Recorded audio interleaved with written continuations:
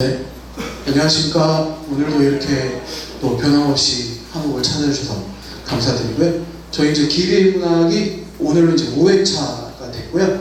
총 10회차인데 이렇게 또 5회차까지 꾸준하게 찾아오신 분도 계시고 새로 오신 분도 계신 것 같아요. 또 저희 이제 오늘 강의하실 김영수 위원님께서 옥루몽을 또 이렇게 문화원에서 강독과 강의를 하고 계세요. 그래서 또 개인적인 팬분들도 오신 것 같습니다. 그래서 자리가 좀 거의 찬 것 같은데, 예, 오늘 강의는 이제 부천의 문학을 주제로 이제 부천의 문학과 그리고 부천을 하면 이제 문학 창의 도시 부천이잖아요. 그래서 이제 그런 점도 있고 또 이제 부천을 빛낸 이제 문학가들도 소개하시고 또 그 고전 문학에 대해서 특별히 이제 김영수 위원님이 당국대학교 명예교수님이세요. 그리고 당국대학교 국문과 교수님을 지내셨기 때문에 고전 문학인 옥루몽이나 이제 고전 문학이란 무엇인가에 대해서 이렇게 설명을 해주실 것 같습니다. 그래서 이제 좀 상식도 쌓아가시고 또 부천의 문학에 대해서도 이렇게 이해를 하실 수 있는 그런 시간이 될 수 있을 것 같습니다. 네, 그러면 우리 김영수 연구위원님 맞이하면서 이제 강의를 시작해 보도록 하겠습니다. 네, 박수로 맞아주세요.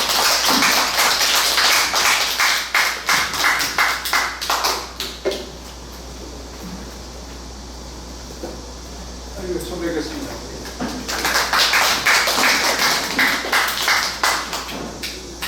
저는 사실 대학에서 87년도에 제가 학부터 정년했으니까 아직 8년차 됐습니다. 그리고 원래는 제가 사실은 시가 전공이었었어요. 그래서 이제 창가라든지 고려소교, 가사, 한식 이런 걸 했었는데 사실은 여기 이제 정년하고 나서 그리고 여기 그 문화원에 제가 지금 저 동창산업이라는 택시회사를 아실 거예요. 거기에 사장님이 바로 그 선대 아버님 뒤를 이어서 윤덕준 교수라고 윤덕준 교수님이 거기 지금 사장으로 계시는데 그분하고 제가 사실은 대학교 박사과정 연세대학교 박사는 경기동창이에요. 그러니까 같이 이제 술도 많이 마시고 그러다 보니까 여기서 사업을 하게 됐고 저는 부천에 온 지 한 30년 조금 넘었어요. 32년. 그러니까 저희 큰아들이 초등학교 6학년 때 왔으니까 지금 그 아이가 한 45살 됐나요? 그래가지고 그걸 보면은 32년 됐는데 부천에서 잘 모르죠. 그래서 학교나 왔다 갔다 하면서 그러다 윤덕진 교수가 문화원에서 한번 같이 좀 이렇게 배운 지식을 가지고 좀 이렇게 같이 도와줄 수 있느냐.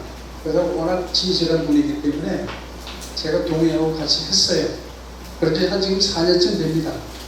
그런데 가니까 그분이 여기는 공부를 해야 되니까 뭐 하나씩 준비해서 강의도 하고 듣기도 해야 된다는 거예요. 그럼 뭐 하고 계십니까? 물어보니까 옥루몽을 한대요. 근데 사실 제가 오늘 여기 하나 갖고 왔는데 참 분량도 어마어마한 분량입니다. 그리고 이제 한문 거기다 이제 우리말 톱을 단 거예요. 이따 제가 하나 샘플을 좀 돌려보낼 테니까. 그래서 제가 벌써 참여해서 제가 듣다가 한 5회인가 6회 갑자기 그분이 목이 안 좋아가지고 저보고 김선생님 좀 대신해 줄 수 있어요. 그 바람에 제가 그다음부터 그렇게 제가 옥루몽에 지금 끌려 들어간 겁니다. 그래서 이제 한 대여섯 분들하고 같이 한 2년간, 2-3년을 했고요. 근데 이거 분량이 많아서 2시간 분량으로는 굉장히 한 회분에 64회인데 불과 3분의 1, 4분의 1밖에 못해요. 근데 이제 처음에 1시간 해보고 2시간도 해보고 3시간도 연속으로 강의해봤습니다. 그래가지고 한 번을 마치고 작년부터 문화원에서 또 옥루몽을 시작해서 지금 6분이 같이 2년째 하고 있습니다. 지금 매주 목요일날 3시 20분에서 30분에서 다시 20분까지 그때 옥루몽을 하는데 물론 분량이 많아서 중요한 줄거리만 간추려서 2시간 분량에 맞춰서 하고 있습니다. 그래서 내일 모레 목요일 되면 57회를 하게 돼 있어요. 그래서 2년에 걸쳐서 어쨌든 간추린 옥문을 이제 맞추게 돼 있습니다. 2년 안에. 그래서 이제 그걸 하다가 마침 기계인문학이 문화원에서 이제 외부에서 이제 말하자면 응모에서 따라와서 그 중에 하나 저한테 배제하는 것이 바로 부천의 문학부와 고전소설이에요.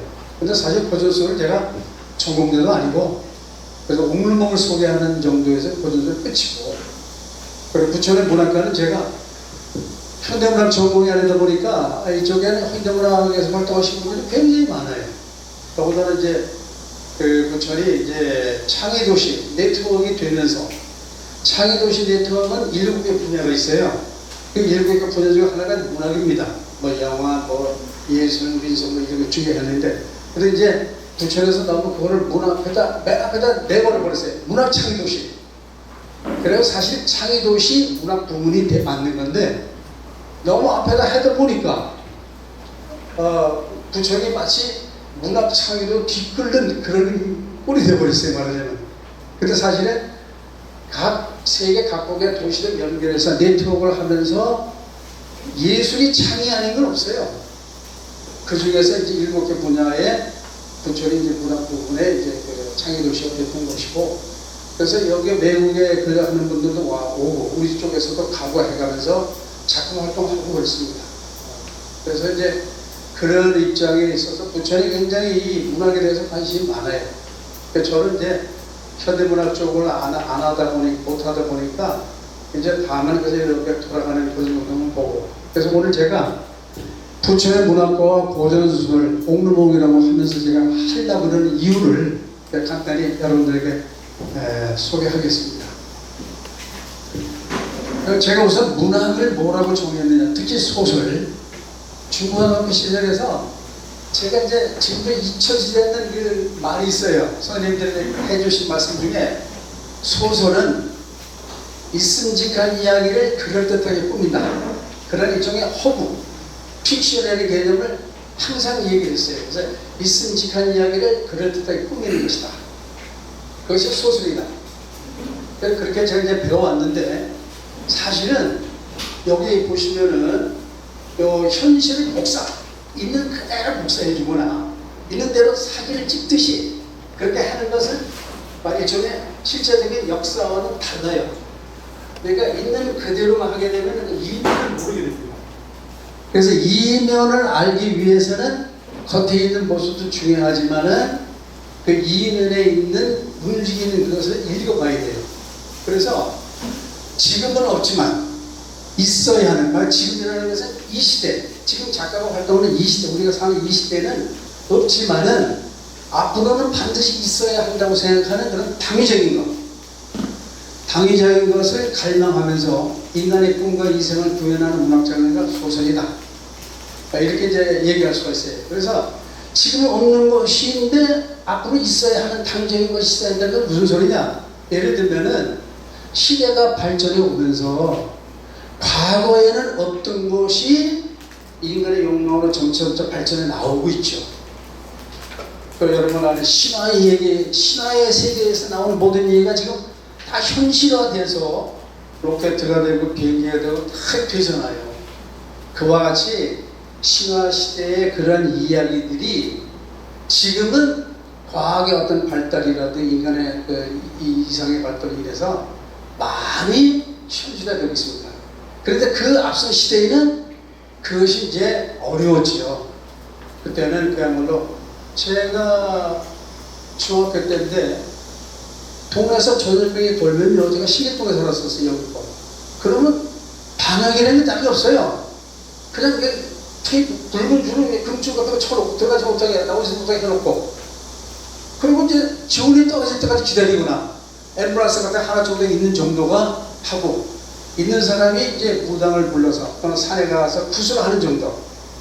그래서 구슬에서 50% 나면은 뭐 다행이고 안 나면 또 다르고, 이게 그 당시까지도 우리 모습이었어요. 그러니까 제가 그거 중학교 때가 지금부터 60여 년 전으로 생각해 보면은 지금은 어디 아프면 그런 식으로 대처하는 거지는 않잖아요. 그런 걸 보면서 이제 우리가 지금 인간의 개념 지도도 다 이미 알려졌고, 지금 뭐 100세가 아니라 지금 150세까지 뭐 산다 어쩌다 그런 소리가 나오고 있잖아요. 그리고 저희 같은 예전 70대 중후반 있는 사람들 벌써 만나면 자식 얘기 아니면 병 얘기, 양 얘기 다 그렇습니다. 그래서 저는 이제 그걸 보면서 어쨌든 그 당시에 없었지만은, 그 당시 현실에서는 없지만, 제약에서 없지만은, 그것을 문학 작품을 통해서 구현하기 위해서 새로운 것을 자꾸 넣는 거예요. 꿈을 넣는 겁니다. 그러니까 꿈과 이상을 넣어서 그것이 나중에 시대가 흐르면서 현실화됩니다. 홍길동전에 나온 지 200년쯤 후에 이른바 서울 문제는 해결이 돼요. 그건 뭐냐? 홍길동전에서는 왜 홍길동이 집으로 뛰쳐나왔어요?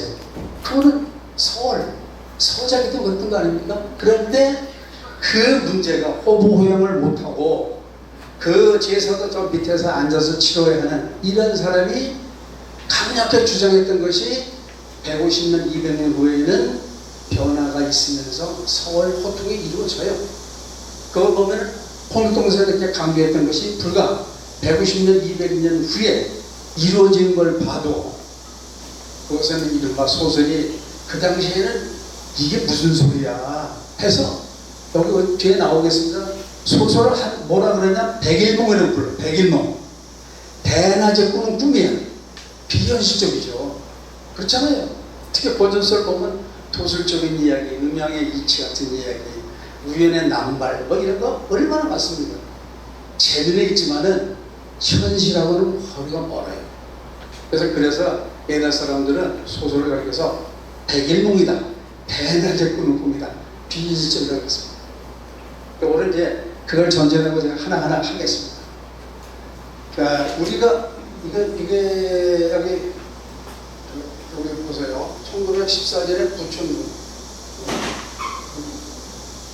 부천군이 되고요. 14년 부천시 시정이 됐습니다. 그래서 부천시사라고 하는 그 시사가 3권이 나옵니다. 1988년도에 최초로 나옵니다. 이제 여기 그 얘기고요. 그래서 1988년도에 이병기라는 분이 부천의 문인현황이라는 것을 이제 말하자면 쓰기 시작합니다. 썼어요. 근데 무슨 부천시가 시로 쓰기 때 중에 15년 후에 최초로 부천시의 모든 것을 정리하기 시작한 겁니다. 거기에 이제 이병기라는 분이 그 3가지로 이렇게 나눴는데, 상징적 또는 영향적인 면에서 3분을 들었어요. 그 중에 수제변흥로, 소재변흥로하고 그다음에 이상로 시인, 부천 출신. 근데 이분도 제가 알기로는 궁동인가 어디일 거예요. 그래서 사실은 궁동도 나중에 또 서울로 편입될 뻔했어요. 지금 말하자면. 그러나 어쨌든 최초의 부천 출신의 시인이라는 분이 있고요. 또 이웅우라는 분, 거기에는 쓰기를 명실상부한 부천 시인이다. 여기 부천에 사셨던 분이고, 언론인으로서 3명을 들었습니다. 그 이웅우 선생님의 그 사촌 동생쯤 되시는 우리 이해 선생님이, 이충우 선생님이 사촌 동생쯤 되실 거예요. 그렇죠?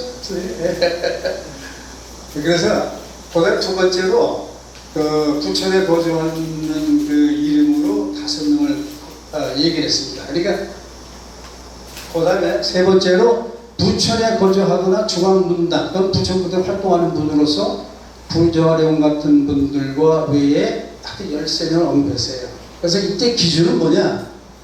말하자면 그 상징적이고 영향적인 면, 그 다음에 그 부천에 거주하는 분, 또는 부천에 거주하거나 또는 부천에서 활동하거나 중앙군에서 활동하는 분이다 해가지고 이런 분들을 이제 거론했어요.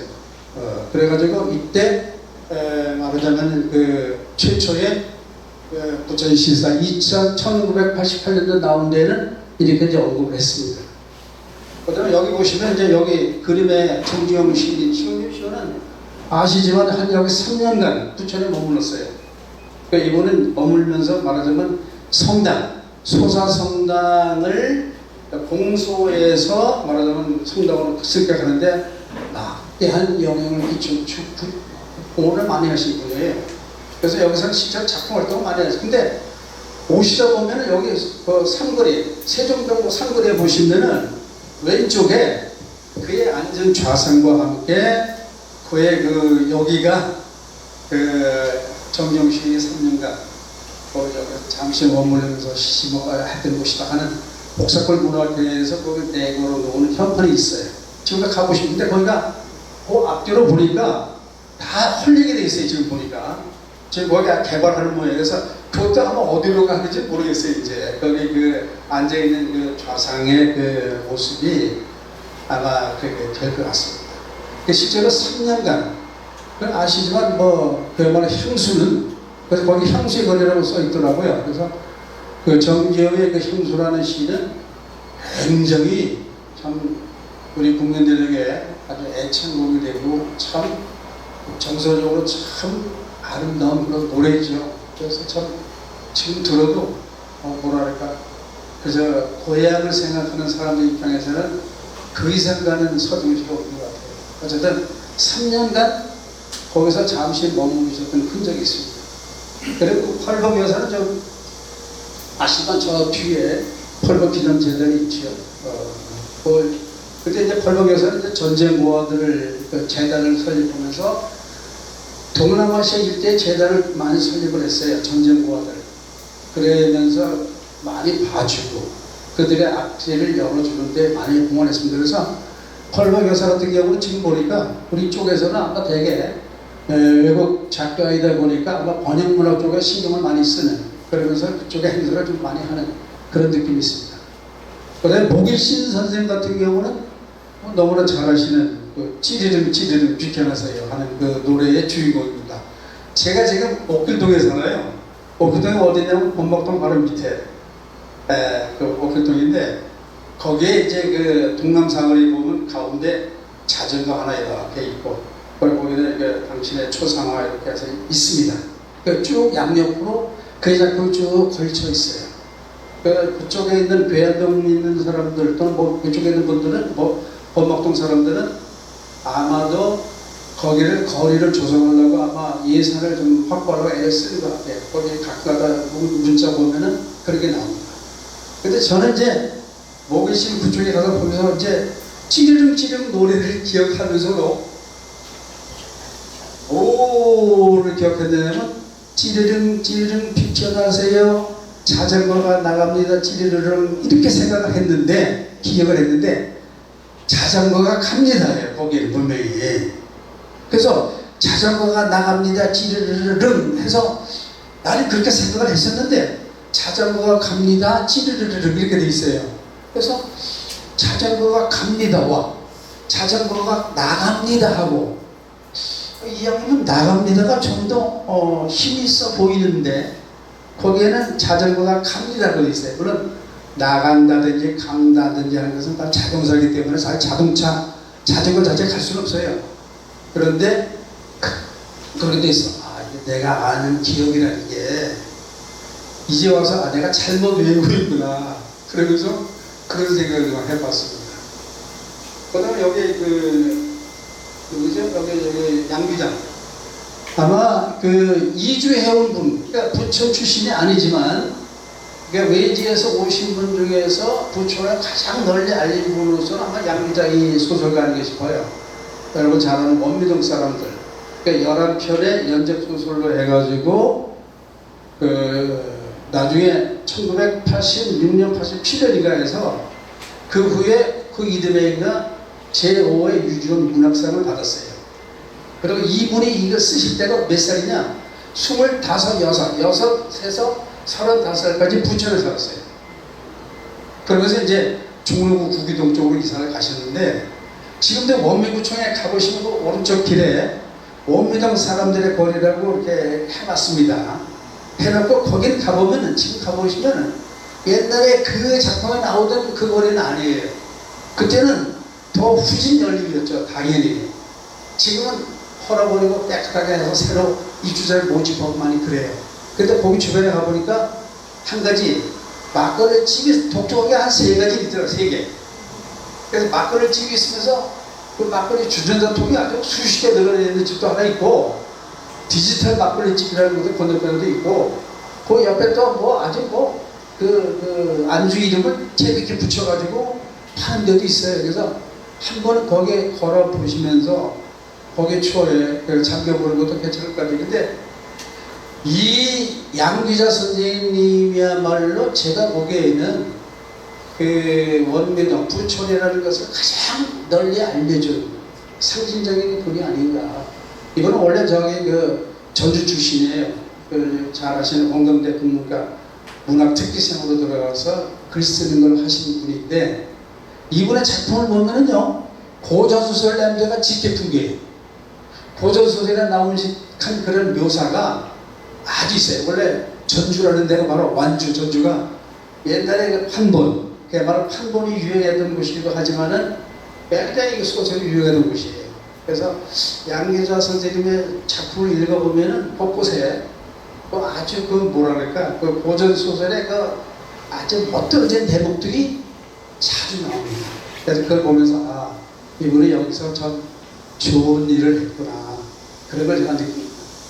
근데 변호사님은 너무 유명하죠.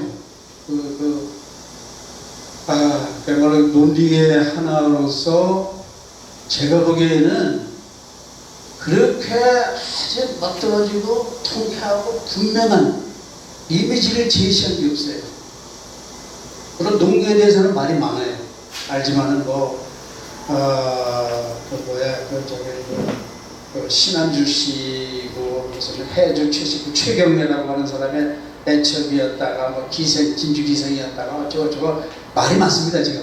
그러니까 지금도 왜 출신지에 대해서 아까 여기 그 목일신 선생님만 해도 고흥 출신이에요. 전라도.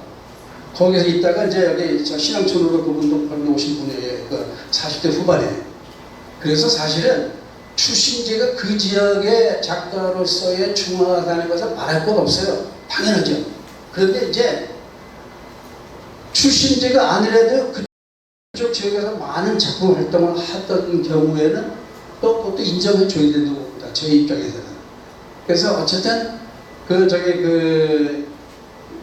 양기자 선생님의 이 작품은 하여튼 원미동이라고 하는 일대를 통해서 부촌을 가장 잘 알려준 분이 아니신가. 그런 면에서 양기자 선생님의 그건 대단하다고 저는 생각합니다.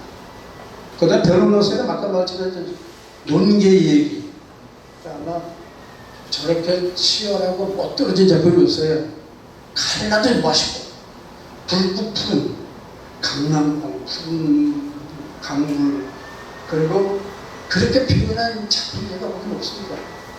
그래서 어쨌든 수제 변형론은 알지만 그 3변이라고 해서 그 위에 변형만, 변형태, 변형로, 이른바 한국의 삼소당, 중국의 왜 그 소순, 소동파, 소철, 그러니까 아버지와 두 형제, 삼형제가 중국에 뛰어난 문장가 있듯이 한국의 삼소하면은 그 변치 삼형제를 얘기하는 경우가 많습니다. 그러니까 변문의 삼전이다 라고 얘기하는 정도로 아주 뛰어난 분이죠. 여기 뭐 수조라는 호도 우리 부천에 보기도 하고, 무덤에 여기 무덤이 있고 묻혀 있고, 그래서 변홍로 선생님의 이런 그 작품 같은 거는 제가 보기에 부천을 대표하는 가장 그 훌륭한 그 농계 하나만으로도 훌륭한 작품이 되지 않나 생각할 정도입니다.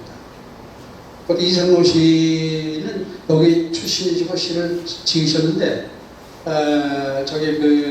누구의 변홍로 선생님의 제자라고 합니다. 그런데 저는 그 대신에 시가, 그러니까 우리가 많이 외우고 하는 그런 시는 저는 별로 없는 것 같아서 제가 훌륭한 분이시지만 제가 소개는 잘 못하는 그런 걸 양해해 주시기 바랍니다. 여기 뭐 한국의 3변이다. 미량변시죠. 그래서 여기 뭐 변형만, 변형태, 변형로. 그리고 상감제는 뭐 변형만 써는 문집입니다. 상감제 문초라고. 그 다음에 두 번째로 이제 2002년에 부천시사가 나오는데, 부천시사에는 1권과 3권에 그 문학과 일부 제기하고, 두 번째는 이제 문학인들의 현재 모습을 쓴 그 두 가지 글이 있어요. 여기 보면 어떻게 되어 있냐면, 한상도라는 분이 썼는데, 그 문화예술가로 상감제 변형만, 근데 상가제 변호사 선생님은 근대 시조에 관심이 많았고 작품도 많이 있어요. 시조에, 근대 시조에. 그리고 그 다음에 이제 이분이 지은 그 한문 소설 가운데 좀 특이한, 말하자면 이걸 갖다가 이제 뭐라 그러냐면 우리는 그 시세전이라는 게 있습니다. 이게 뭐냐면은 그 뭐라 그러죠? 그 국순전 같은 소설. 말하자면 그 술을 의인화해서 쓴 그러한 소설. 그걸 저도 짝빡빡이 적었네. 그 뭐죠? 아유, 이거 저도 빡빡이. 이게 뭐지?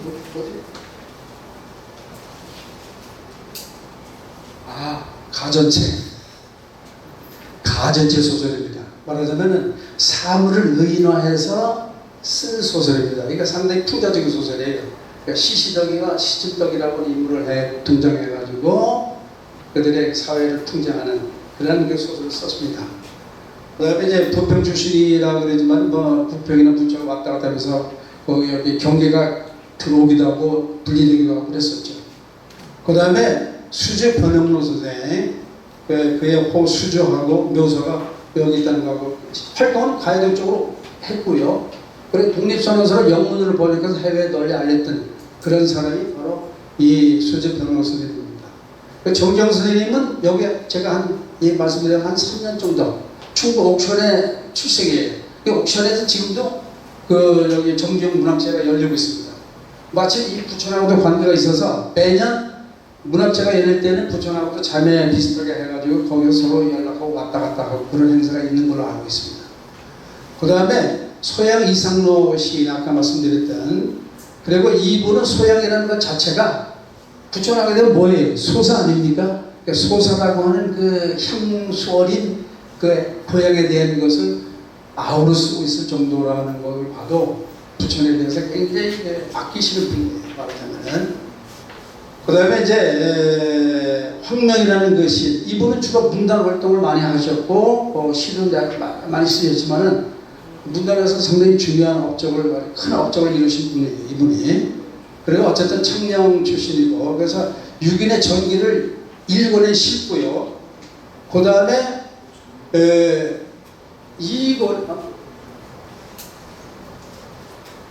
2권에는 구전영 선생이 쓴 2권에는 부천의 문인을 작고하신 분, 여기 보시면 작고 돌아가신 분 해가지고 변원우 등 9분을 거론했고요. 거주했던, 부천에 거주했던 분이라 그래가지고 양기자 선생 같은 분을 여러 명을 거론했습니다. 그리고 이제 현재 거주하고 있는 문인이라고 해서 구전영 등 39명을 쭉 나열하면서 그들의 업적과 시의 경영, 작품의 경영을 쓰셨죠. 그 다음에 이제 작년에 나온 부천시사. 근데 요거는 제가 알기로 저기 지금 우리 소장님, 부천의 우수 소장님 이제 편집위원장이셨는데, 아무튼 제가 알기에도 이때 나왔던 30년사의 보완 작업이 비슷하게 하신 걸로 알아요. 그래서 그때 했던 것에서 보완해야 될 것을 가지고 하셨습니다. 그래서 강미산이라는 분이 이제 쓰셨는데, 벼룩로 같은 경우는 이제 영역 시도도 썼어요. 그래서 수지 벼룩로 작품 가운데는 후기에 그분이 활동을 하면서 우리의 시조를 영어로도 영역해서 널리 알리는 그 역할을 또 했습니다. 그것이 또 최근 현재는 그의 그런 작품에 대해 영역 활동에 대해서 학계에서는 말하는 박사학위 논문까지도 나오고 그렇습니다. 그다음에 이제 이상로 선생님, 목일신 선생님, 황명 선생님, 그다음에 양기자, 뭐 말씀 아까 드렸죠. 이런 5명하고 부천과 인연이 있는 문인으로 정지용, 펄벅 이렇게 들었습니다. 근데 펄벅에서는 제가 한번 가보니까 거기 펄이라는 건 펄이라는 건 요거 아시지만 뭐예요? 요거 펄이라는 건 펄 요거 뭐 진주라는 말이잖아요. 펄이라는 건. 근데 펄 사이덴 스트리커 복이라고 되어 있는데, 거기 가보니까 저도 처음에는 요게 세자인데 보자라서 보배 보자의 전설 진주를 알았는데, 거기 관리하시는 그 가이드 분이 이거 보자가 아니에요. 저도 처음에 보자인 줄 알았는데 보자가 아닙니다. 그래서 제가 나중에 찾아보니까 세자입니다. 세. 무슨 세자예요? 붓할 세자예요. 붓하거나 붓할 때 돈을 내는 돈을 세전이라고 해요. 붓할 세전이에요. 그래서 왜 세진주라고 한자 이름으로 썼는가를 보니까 아마도 사이드 스테이커라고 하는 이 발음이 S 발음이 그래서 아마 세자로 들어가는 것이 아닌가. 이게 중국에서 명명해진 거예요. 중국 사람들이. 그래서 가서 물어보니까 그게 보진주가 아닙니다. 그래요? 그 보니까 세진주라고 돼 있어요. 세진주. 그때 저희가 생각할 때는 이 지역에 있는 문인들을 평가하거나 그들의 업적을 나열할 때는 사실은 출신 지역은 제일 중요해요. 우리 대부분의 외국 가서부터 각 학교의 교과 보면 다 출신 지역에 산, 강, 내가 있어 전기를 먹고 태어나니 하면서 우리가 부르잖아요. 그렇지? 출신 지역은 맞고요. 그 다음에 그 지역에 거주하면서 무별활동을 하는 것도 상당히 중요합니다. 비록 출신은 아니래도. 그 다음에 제가 보기에는 지명도라는 것도 상당히 중요하다고 봅니다. 그러니까 지명도가 있는 경우와 없는 경우는 적어도 우리가 이 지역을 대표하는 사람으로 거론할 때는 하나의 기준이 되어야 되지 않는가. 그래서 저는 이제 앞으로 혹시 이런 지금까지 그렇게 해왔지만 요 세 가지가 가장 많이 거론되어야 하는 것 중에 하나가 아닌가라고 싶습니다. 그리고 이제 2017년에 유네스코 창의도시, 거기 영어로 된 걸 보면은 유네스코 멤버 오브 더 크리에이티브 시티즈 네트워크라고 되어 있어요. 그래서 여기에는 그 창의도시가 되면 7개 분야가 있는데 그 중에 이제 부처이 이제 문학 부분입니다. 그래서 문화, 공예, 민속예술, 음악, 디자인, 미디어 아트, 음식, 영화 등 7개 부분이 있는데 그 중에 문학 부분이 이제 부천에 해당됐던 거죠. 그래서 유네스코 창의도시의 이제 문학 부분의 부천인데 시나 이런 데서는 이제 광고할 때 보니까 부천 창의도시, 문학 창의도시라고 앞에 내세우는 바람에 아니 문학이 창이 아닌 게 없는데 왜 부천 창문학도시라고 하는가. 문학창의도시. 그래서 그랬는데 사실은 그 유네스코 창의도시 문학부문 부천 요것이 어떻게 보면 좀 맞는 거예요. 사실은. 그런데 이제 강조하다 보니까 그걸 조금 하다 보니까 앞으로 이제 갖고 와서 그렇게 된 것이 아닌가 싶습니다. 네. 그리고 이제 디아스포라 문학상이라고 이건 아마 제가 보기에 요 펄보 교사의 요 동상이죠. 그 관련해서 흩어졌던 사람들이 모이는 것을 디아스포라라고 하는데 그래서 아마 이주자들에 대한 배려 또 그들로부터 일어나는 그 문학에 대한 성과를 아마 집대성하기 위해서 있어진 것 같습니다.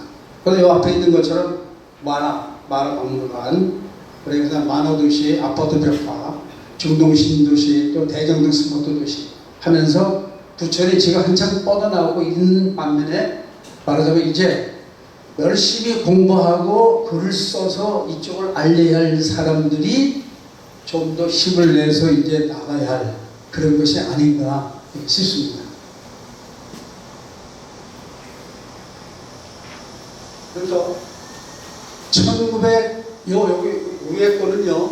요거는 여기 좀 이게 좀 잘 안 보이죠. 그래서 그런데 요건 이제 문학도시예요. 우리 부천 안에 있는 각 지역의 수준문학관이라든지 무슨 있는 것이 이쪽입니다. 이게 문학도시죠. 문학지도입니다. 문학지도. 부천 지역의 문학지도를 이제 한 것이고요. 그래서 문화원에서는 1996년도에서 2005년까지 공항동의 적석 항구 유적에 대한 유구에 대한 발굴조사가 이루어졌어요. 그걸 통해서 제사타가 역시 존재했다라고 하는 것을 이제 발견하면서 문화원에서 2022년부터 우유모탁국을 복원하기 위한 역사문화학술대회를 시작했습니다. 그래서 벌써 작년까지 2, 3, 4인가 4회쯤 3년가 4회 했죠. 그리고 또한 2024년부터는 부천 진해학술대회를 열기 시작했습니다. 그래서 이제 부천의 원뿌리 복원 작업을 통해 부천과 부천인의 참모습을 확인하는 그런 작업을 문화원에서 이제 선도적으로 하고 있습니다. 올해는 아마 11월 달에 그 진양학술대회가 예정이 되어 있습니다. 그리고 저는 이제 오늘 여러분들하고 이런 얘기를 통해서 부천에도 고전소설 주인공을 통해서 부천을 상징하는 인물성을 모델로 하는 작업이 필요하다라고 생각합니다. 그러면서 이 한옥마을 같은 이 경우를 상당히 외관을 멋지고 좋지요. 그래서 여기를 문학이나 어떤 토론, 말하자면 교육이나 토론 또는 많은 장소를 비치한 곳으로 해서 여기에 문학의 산실로 이쪽을 한번 해보는 것도 어떨까 하는 생각을 제가 한번 감히 이제 제안을 하면서 일부를 마치겠습니다. 감사합니다.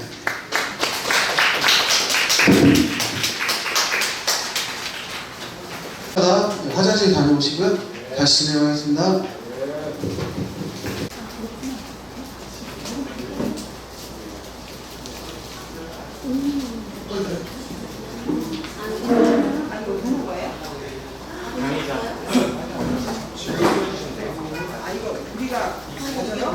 네, 지금 강의하실 때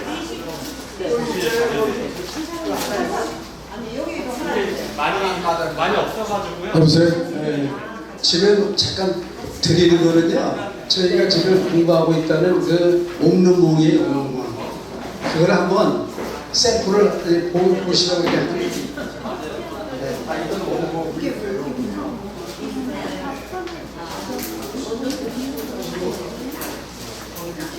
그거는 갖고 가셔도 됩니다. 네.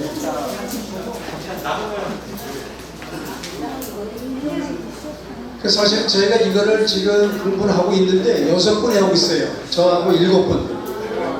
그런데 처음에는 이게 아유 한쪽 투성이다. 그래가지고 오히려 번역본도 사기도 하고 다른 걸 보기도 하고 하면서 끌려 들어와요. 왜 그러냐? 본 거예요. 거기 빠져가지고 굉장히 사람들이 더 오게 됩니다. 그래서 제가 여러분들 그거 하나 제가 이따 다시 소개해 드리고요. 그러니까 조금 제가 일찍 끝냈어요. 그 이제 뭐 강의 지금 벌써 8년이 지나서 강의 해본 지도 8년이 지나가지고 약간 좀 그래서 그런 건데 제가 앞에서 한 것 중에 양귀자 선생의 소설 가운데 한계령이라는 게 있습니다. 한계령. 지금 알지요? 저쪽에 그 저기 원래 한계령의 그 지명 이름은 아주 차가운 그 냇물이 흐르는 그 산이에요. 말하는 한계. 근데 그 작품을 가만히 읽어보면은 한계를 느끼는 사람이 뭔가 이 고개를 인생의 고개를 넘어가면서 한계를 느끼면서도 좌절하지 않고 또 다시 일어나서 사는 그 모습이 거기 보여요. 그래서 저는 한계령이라고 하는 곡에 제목을 했지만은 나는 그것을 인간의 한계 또는 삶의 한계를 중의적으로 표현하는 게 아닌가 할 정도로 느낍니다. 그래서 그 중에 여러분 잘 알지만 한계령이라는 노래가 있잖아요. 하덕규 씨의 작사 작곡으로 해서 양희일 부르는 아주 멋진 노래입니다. 그거 한번 제가 낭독만 해볼 테니까 그냥 듣기만 하십시오. 저산은 내게 우지 마라 우지 마라 하고 발 아래 젖은 계곡 첩첩산중 저산은 내게 잊으라 잊어버리라 하고 내 가슴을 쓸어버리네. 아 그러나 한 줄기 바람처럼 살다 가고파 이산저산 눈물구름 몰고 다니는 떠도는 바람처럼. 굉장히 가사도 멋있지만은 지치지 않고 한 곡에 넘어가고 또 넘어가고 지치지도 않으면서 한계를 느끼면서도. 근데 이게 누구 얘기냐? 사실은 소설에서는 은자라고 하는 자기가 어렸을 때 고향인 그 전주 거기 철도길 옆에 사는 고향에서의 은자라고 하는 여자 자기의 친구 얘기예요. 이게 그 은자가 그렇게 그래도 고생고생 출세해가지고 서울에 부천에 와서 스탠드바 나이트클럽에서 밤무대 가수로 뛰어요. 그래가지고 리나박이라는 이름으로 제법 그쪽에서 좀 알아주는 이름으로 성공을 했어. 그러니까 어느 날 보니까 자기 친구 양귀자라는 애가 소설을 써가지고 상을 타고 인기가 있거든요. 그래가지고 어느 날 전화를 해요. 야, 너 나 몰라? 은자 몰라? 그때부터 이제 고향의 얘기가 나옵니다.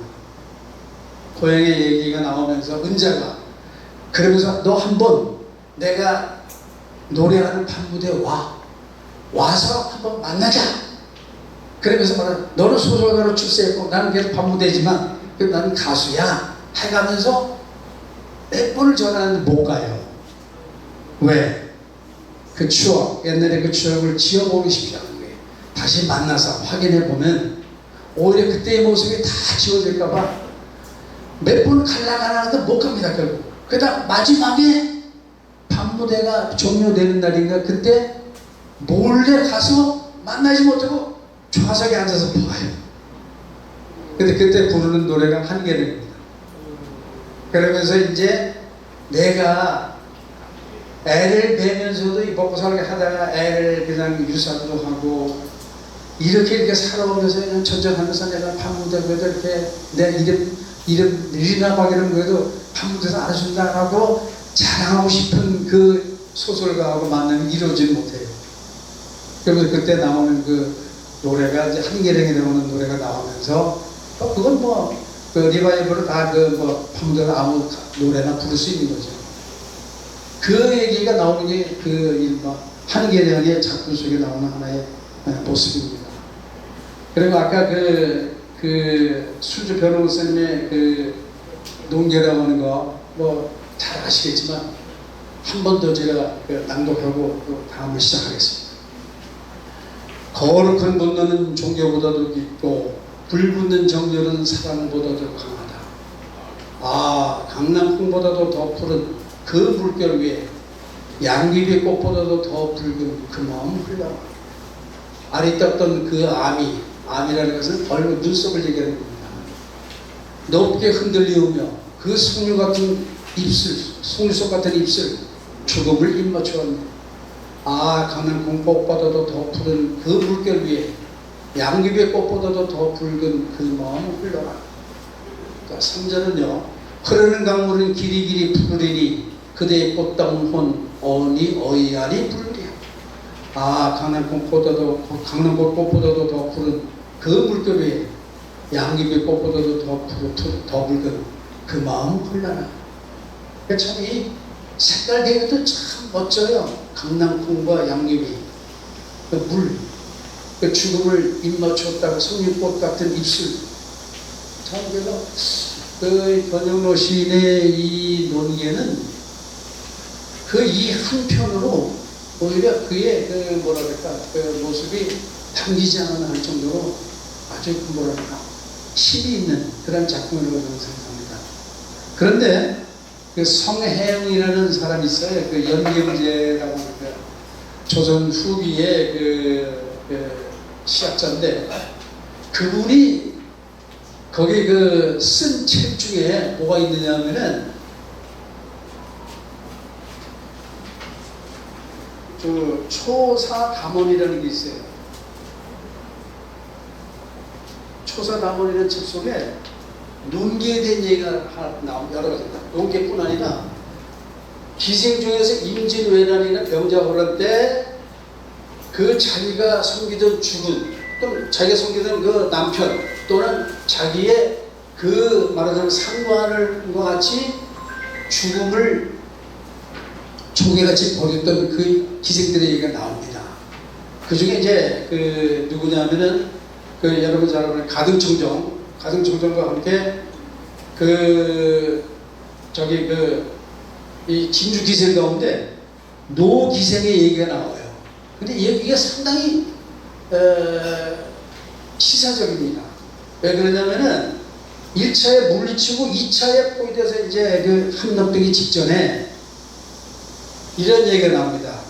어느 기생이 이번은 조금 이번 전쟁은 좀 어려울 것 같다. 왜 그러냐면은 거기 이렇게 나옵니다. 자, 창의사 김천일, 경상 우도 병마절도사 최경회가 바로 여기 논계에 말하자면 그 논계를 첩으로 들였다. 또는 일설에는 또 부인이 죽고 나서 아이가 없어서 했다는 이런 얘기가 있습니다. 최경회 그리고 충청도 병마절도사 황진 등이 오였어요. 그러니까 모이니까 6, 7만 명이 됐거든요. 1차 때보다도 더 많은 사람들이 모여서 지금 지키는데 이 기생이 하는 말이 이렇게 얘기를 합니다. 임진년 전투 때에는 성을 지키는 병사들이 적고 약했지만 장수와 병졸들이 서로 사랑하여 그 다음에 호령이 한결같아. 호령, 장수의 호령이 명령이 한결같아. 말하자면 흔들림이 없이 다 뭉쳤다는 얘기입니다. 숫자가 적었어도 장군의 입에서 나오는 호령이 아주 한결 같았고, 그리고 서로가 신뢰가 있었기 때문에 목숨을 아끼지 않고 했다는 얘기예요. 그래서 공을 이룰 수 있었습니다. 그런데 지금은 이른바 3명의 대단한 사람들이 부하들을 이끌고 오셨지만, 김천일 장군, 무슨 최경회, 무슨 황진 와서 6, 7만 명이 됐지만, 뭐라고 얘기하느냐면은, 그런데 지금은 비록 병사가 많긴 하지만 장군이 병사들 제도를 알지 못하고, 왜? 각기 끌고 온 병사도 틀릴 거 아니에요. 소속도 그렇고 한데 섞였으니까. 그리고 또 기강이 문란하니 저는 이 점이 실로 걱정스럽습니다 라고 김천일 장군한테 얘기를 합니다. 그러니까 김천일 장군이 이 무슨 게 요망한 소리, 지금 전투가 왔다고 무슨 소리야? 목을 베버렸어요. 그리고 그 다음날 졌습니다. 당당히 됐어요. 그게 무슨 소리냐면은, 전쟁 같은 이런 그 중요한 그때는 이 기생의 말이 맞는 거죠. 그래서 뭐라 그랬냐면은, 박지호 장군이요, 여기 그 앞서서 나온 그 이야기 가운데는 참, 김시민 장군이 이겼을 때 거기 나오는 유명한 일화가 있어요. 뭐라 그러냐면은, 그 병사 유승문이라는 그 병사, 말하자면 그 지휘관이 자기 병사들 다 잃어버리고 그 김시민 장군의 앞 성 아래 와가지고 나도 합류해서 싸우게 해달라고 그랬어요. 그런데 거절했어요. 왜? 또 한 사람의 지휘관이 들어오게 되면은 혼선이 빚어질 뿐 아니라 지휘 같은 것도 어려울 수가 있어요. 그래서 안 된다 하고 물리쳤습니다. 그런데 이 얘기를 들은 박지호 장군이 김시민 장군이야말로 훌륭한 사람입니다. 뿐 아니라 진주 시민들의 복이다 해가면서 그 물리친 그 이유를 그렇게 설명했어요. 그게 무슨 소리냐면, 전쟁터에서는 이렇게 일치단결하는 거, 그 사기, 이게 대단합니다. 제가 이제 그 중고등학교 다니면서 제일 그 국사 시간 이럴 때 들은 것 중에서는 의심나게 몇 개 있었는데, 그 중에 하나가 그 강화도에서 8년 대적인 얘기예요. 지금 강화도에서 그냥 한참 깨지고 그냥 이래가지고 힘드는데, 나라에서 8만 대적을 거기서 몇십 년을 벌써 만들어 무기정범하고 훈련시키고 뭐 이렇게 해가지고 자꾸 해야 뭐가 될 텐데, 8만 대적은 그 산에서 나무를 해다가 그래서 말려 해가지고 가을 해. 그게 이해가 안 됐어요. 그러면서도 이거를 지금도 고려 대장경, 8만 대장경이 우리도 국법품 안에 세계 국법이죠. 풀려요. 그럼 왜 그랬을까? 그게 과연 전략이 되나? 그랬는데, 나중에 제가 깨달은 게 있어요. 하나로 군사들과 백성들 하나를 뭉치게 하는 정신력의 결집이 바로 부처님을 통해서 하는 거예요. 말하자면 그것이 어떻게 크게 도움이 됐느냐는 둘째치고, 정신전력의 이탈을 막기 위해서 하나로 만들어가는 그것은 이거는 굉장히 중요하다. 부처님의 가호로 나라를 지키겠다. 물론 거기에는 온전히 그것만은 아니겠죠. 다른 것도 하면서. 그러나 그런 면에서의 통일이 가져오는 그 막강한 힘이 버틸 수 있었던 힘이 되지 않았나. 그래서 제가 그러면서, 하나님의 그 전쟁 중에 무슨 8만 대전경이야. 그래서 뭐 하겠다는 거야. 그랬는데, 오늘 가만히 생각해보니까, 그 말이 맞을 수 있겠다라는 생각을 어떤 때는 해봅니다. 자, 이 시간에는 지금 고전소설에 대한 그 개념을 제가 조금 할게요. 소설은 글자 그대로 요 소자가 빠져. 자꾸 내가 이거 오래 하면 소자가 작은 소자예요. 작은 소소한. 작은 소소한 이야기를 뜻입니다. 원래 소리는 작은 소소한 얘기를 모아놓은 거예요. 말하자면. 그래서 작은 언설 또는 하찮은 이야기, 자질구레한 이야기들을 모았다 이렇게 생각했어요. 그리고 그래서 이제 아까 얘기했지만 백인놈 벤을 이제 꾸밉니다. 말하자면 비현실적 이야기를 써가지고 같이 여자들이나 이런 무식한 사람들을 좀 울리는 그런 하나의 조그만 이야기거리다 이렇게 했어요. 그래서 진짜 글 아는 선배들은 이 소설 같은 거 가까이 하지 않았어요. 그래서 그 무슨 문헌 속에 나오는 소설 개념을 보면 반고라는 사람의 한서, 한나라 역사서인 한서의 예문지 가운데 한 예문지에 소설가라는 여러 가지 장르가 있어요. 말하자면 도가, 법가 뭐 이렇게 하는 유가 나오는 게 소설가가 나옵니다. 거기에 이런 얘기입니다. 소설가의 부류란 대개 패관에서 나옵니다. 패관이라는 건 뭐냐면 각 지역을 돌아다니면서 이야기를 수집하는 거예요. 정기적으로 수집해가지고 보고를 하면 그 중에 참고할 만한 거, 또 백성들의 어떤 원망, 또 백성들이 요즘 무슨 노래 부르고 있는지, 이 고을에는 무슨 얘기가 돌아다니는지, 그거를 이제 관리, 위정자들이 참고하면서 정치에 이제 반영하고 그래요. 그 대신에 그러다 보면은 이야기를 수집하는 패관들이, 이건 우리나라에 없었어요. 패관은 원래 중국에 있었습니다. 그러나 어느 날 이제 패관이 없어져요, 사실은. 근데 이 사람들은 수집해가지고 문장을 잘 꾸며, 아주 문장을 잘 꾸며서 그걸 읽어본 사람이 야 이거 참 멋있다, 잘 지었다. 그래서 벼슬 깨나 얻으려고 하는 문장을 잘 다듬은 사람들이었어요. 그래서 뭐라 그러냐면은 대개 패관에서 나왔는데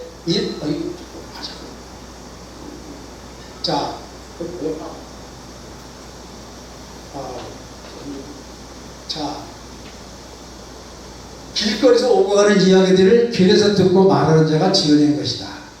길거리 얘기에 미란 근거 없는. 그래서 공자, 근데 사실은 공자라고 여기는 했지만은 사실은 자라는 사람의 자. 그러니까 다른 동남아 문화에 나옵니다. 이게 그 자가 말하기를 비록 작은 돌이라 하더라도 소설, 글 짓는 이런 것이 작은 돌이라 하더라도 반드시 모아줄 만한 것이 있겠지만 원대함에 이른데서 장애물이 될 거다. 이런 조그만 글 지어가지고는 크게 성공을 못한다는 얘기입니다. 자질의 문장 다듬어가지고는. 그래서 바로 이 때문에 군자들은 이런 소설, 이런 패관들이 하는 것 같은 것을 하지 않는 것이다.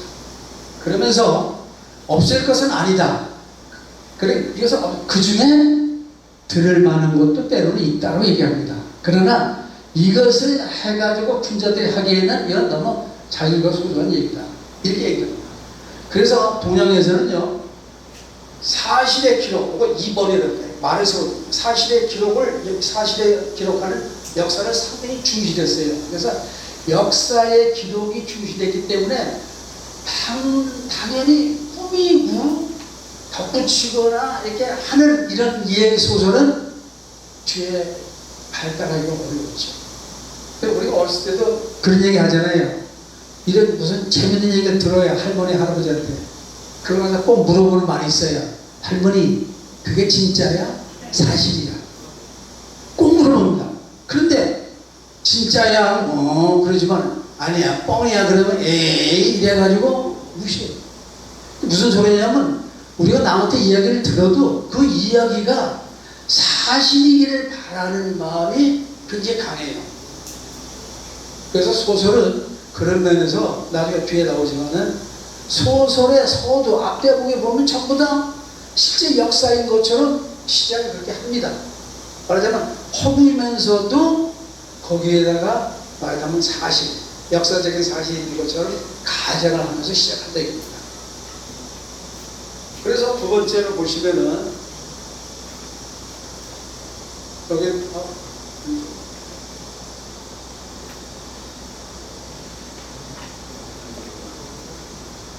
여기 두 번째로 보면 장자라는 책에 이제 좀 더 그 소설가들이 뭘 노리고 했느냐는 것을 좀 보여주는 얘기가 나옵니다. 무릇 가느다란 낚싯줄에 묶은 낚싯대를 쳐들고 관계라는 것은 조그만 또랑 같은 데를 관계라고 하죠. 관계용의 작은 도랑에 쫓아가서 붕어 같은 작은 고기를 지켜보며 낚으려고 하는 자는 배어 큰 물고기를 낚기가 어렵다라고 되어 있습니다. 그래서 이와 마찬가지로 쓸모없는 작은 언설이나 꿈에서 혈령, 그 지방을 다스리는 혈령에게 작은 벼슬자리라도 요구하는 자는 지극히 큰 경지에 도달한 대인과 비교할 때 또한 크게 차이가 난다.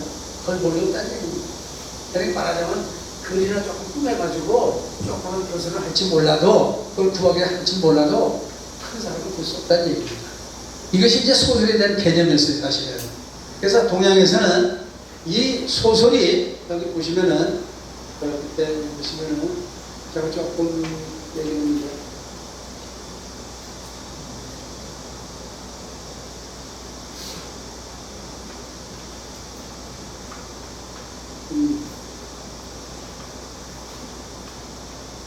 우리 매저 보시면 동역을 매듭 보세요. 동양은 문학과 역사와 철학의 이게 혼합이 된 이것을 가장 중시했어요. 문서천이 중시됐습니다. 그래서 역사, 말하자면 사실을 그대로 중시했어요. 그래서 소설은 어떻게 해야 되냐? 나중에 그 재미와 교훈이라고 하는 것을 붙여. 재미뿐 아니라 교훈이 없으면 소설로서 성립하기 어렵다고 했어요. 그래서 픽션이라고 하는 말은 허구, 여기다가 리슨직한, 그럴듯하게 꾸미되 말하자면은 교훈적인 요소를 집어넣어야 된다. 그래서 역사는 마치 사진, 왜 겉에 있는 것만 보여주지만은 이면에 있는 것까지 보여주는 거예요. 그래서 현실적인 것뿐 아니라 당위적인 것, 말하자면 반드시 지금은 없지만 있어야 할 것을 이상을 집어넣어야 이 소설로서의 후대의 가치를 지니는 거예요. 그러니까 그 시대, 1960년대 소설이 20년 후에 아무 쓸모가 없게 익혀지지 않는 것은 왜 그러냐? 그 시대만을 모방했기 때문에 그래요. 이것이 자꾸 10년, 100년 지나면서 익힌다는 얘기는 뭐냐? 시대를 뛰어넘어서 그 시대에 있어야 할 가치까지도 그때 이미 희고하고 줬기 때문에 리바이벌 될 수가 있는 거예요. 단지 있는 것처럼 우리가 옛날 우리 소설을 옛날 우리 사진 보세요. 그러면 얼마나 초라해요. 흑백에다가 못생겼고 참 가난했고 지금은 대부분 이거 형편없죠. 그런데 그것이 살아있으려면 어떻게 되겠냐? 그것이 바로 거기에 그 어떤 사진을 찍듯이 역사 있는 현실을 그리듯이 해서는 안 되고 거기에다가 현실은 지금은 없지만은 앞으로 꼭 있어야 하는 법과 당위적인까지도 넣어야 생명력으로 살아갈 수 있다라고 볼 수 있는. 또 당나라 유명한 그 당태종이라는 사람이 있어요. 그 사람의 그 신화 가운데 유명한 위징이라는 사람이 있어요. 위징이 죽으면서 위징이 죽자기 당태종이 한 말이 있어요. 나는 세 개의 거울 가운데 하나를 잃어버렸다.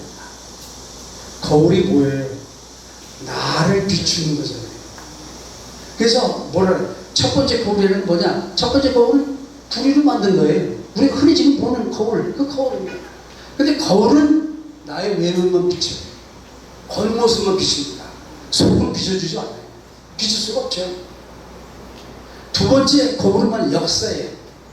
그 역사는 그래서 우리나라 역사나 중국 역사를 보면 거울 감자 써요. 통감이 무슨 감이 통감 무슨 뭐 자취통감 감자는 거울 감자예요.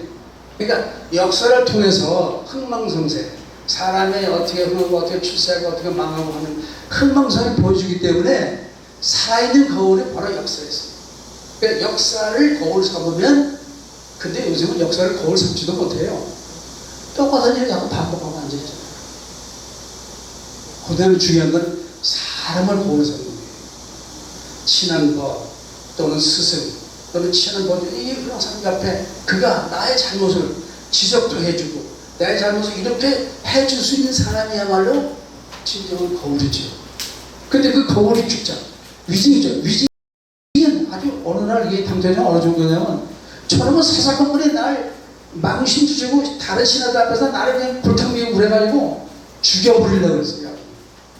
그 정도 그랬던 사람인데 당태종이 큰 업적을 이루게 된 것은 바로 그 위진 같은 신하의 거울 자기를 향해서 그렇게 쓴소리를 이렇게 하면서 받아들였기 때문에 당태종이 비록 왕으로 등극하기 전에는 좀 안 좋은 일이 있었지만 그가 그래도 역사에서 큰 족적을 남겼다는 것은 그런 의미가 있다고 볼 수 있습니다. 자, 그래서 그 위에 보시면요, 요거 장자의 그 얘기하고요. 근데 제가 이제 요 얘기를 왜 그러냐면 조선시대 3대 의정이라고 하는 인물이 등장해요. 요거는 어디에 나오느냐면 잘 아시지만은 저기 그 무슨 책이죠? 이익의 성어사설. 성어사설이라는 책에 임꺽정이를 언급하면서 앞부분에 홍길동, 뒤에 장기사를 언급해요. 그러니까 이익의 성어사설 가운데 말하자면 그 역사적으로 유명한 도적 이야기 중에 임꺽정을 주로 얘기하는 것, 임꺽정 조에서 앞에 홍길동을 잠깐 얘기하고 뒤에 말하자면 장기사를 얘기해요. 그러니까 보시면은 연산고 때의 홍길동. 근데 이때 보시면 알지만 홍길동은 역사 기록에는 이 동자가 아이 동자가 아니에요. 같은 동자예요. 우리가 홍길동전이라고 할 때 홍길동전은 아이 동자 씁니다. 그러니까 연산고 이게 나오는 홍길동은 여기가 동자가 틀려요. 근데 아마 이걸 모델에서 썼다라고 보통 얘기를 많이 합니다. 그래서 실제 역사에서는 연산고 6년에 천왕년에 붙잡아서 귀향을 가는 것으로 끝나요. 그런데 이 시대, 비슷한 시대에 말하자면 광해군 때에 이 앞선 시대에 이르러가지고 호균이 홍길동전을 짓죠. 홍길동을 지으면서 나중에 율도국을 건설할 뿐만 아니라 율도국을 지금 이제 유구국이라고 추정하는 경우가 있어요. 유구, 오키나와. 이게 일본의 후기 때. 그래서 율도를 오키나와 유구국이라고 이제 추정하는 경우도 있고, 거기서 행사도 하고 있습니다. 말하자면. 그래서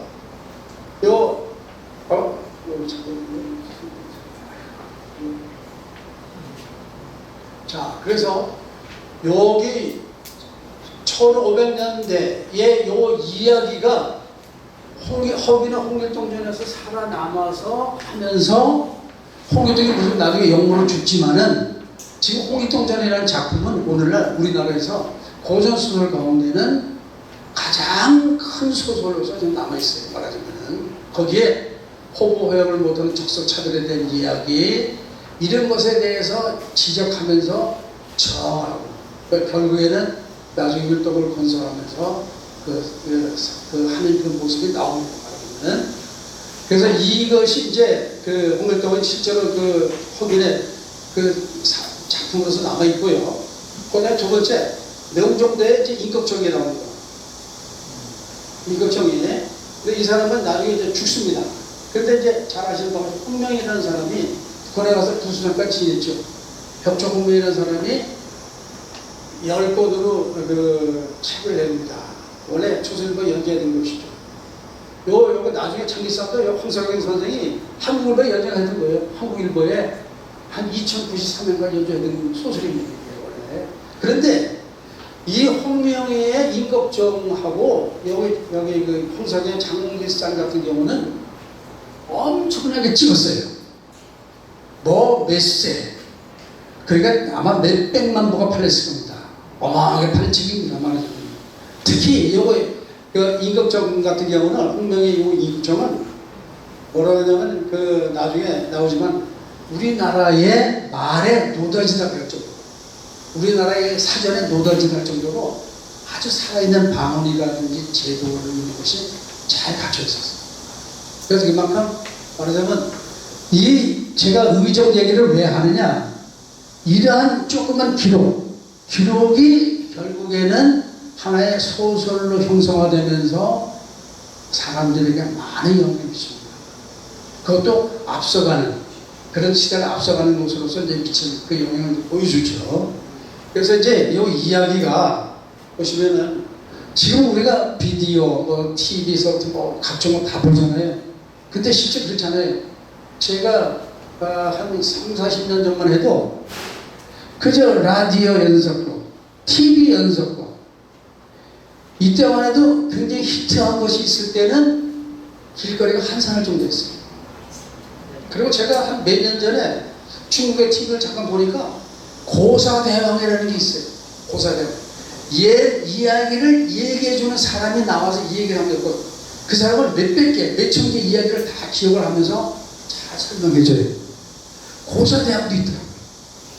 그래서 그런 것이 있고, 우리도 지금은 없지만 전설의 고향이라고 아마 한 뭐 2, 30년 전에는 전설의 고향 같은 것도 다 그런 것을 이해하세요? 나왔죠. 그래서 이 보면은 이야기라고 하는 이것이 설화가 고사대왕이고 소설로 이어지고요.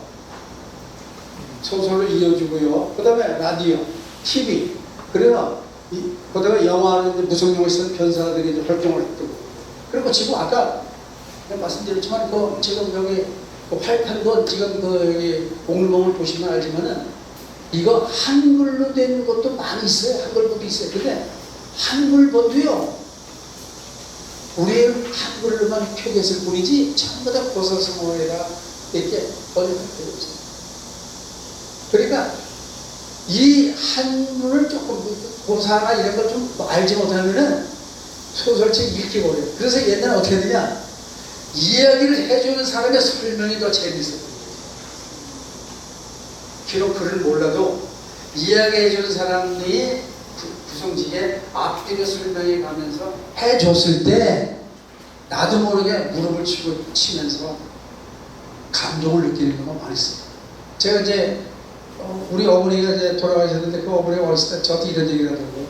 내가 10몇 살 때 우리 어머니도 글을 좀 하셨어요. 그러니까 한자도 좀 하시고 좀 그래요. 그러니까 지금 그분 살아계시면 벌써 100년 돼서 좀 됐어요. 그러니까 저녁만 되면은 동네 여자들이 와서 우리 어머니 손을 끌고 갔다는 거예요. 어디 가냐? 사랑방을 가고 여자들이 20명 쫙 앉아있어요. 그리고 책을 하나 딱 이야기 소설책 하나 딱 내주면서 읽어달라는 거예요. 처음에는 그분들이 읽어주도 모르고, 또 옛날에 책이 귀했어요. 필사본은 지금처럼 이렇게 활판이 대량으로 하는 것이 아니라 귀했어요. 그러니까 이제 읽어주면은 하면서 나 잘 재미있게 들으시고, 끝나면 어머니가 용돈도 주시고 먹을 것도 주고, 그러니까 처음에는 좋았대요. 용돈도 받고 뭐 좀 하유에 똑똑하다 보이대. 한 어느 좀 지나니까 도망다니는 또 이게 올까봐, 날 잡으러 올까봐 가자. 그거를 2시간 이렇게 해서 혹서다니까 싫었던 거예요. 처음엔 좋았는데 그 정도로 옛날 사람들이 라디오가 개발되기 전에, 발명되기 전에 또 유일한 것은 이야기 책이에요. 말. 그러니까 그렇게 해서 세월을 보내왔던 사람들 입장에서 보면 당연한 거죠. 그래서 지금도 이렇게 하고요. 그래서 옛날에도 이렇게 한 사람들을 강독사, 강독사라고 했습니다. 글을 읽어주는 사람들은 강창사, 그 가운데 때론 노래도 해주는 사람이 있었고요. 강담석 또는 설랑, 이야기 쭈그리는, 또 새 책을 빌려주던 데도 있었어요. 전문적으로 얘기해주는 사람을 전기수라고 하는 노인들이 있었어요.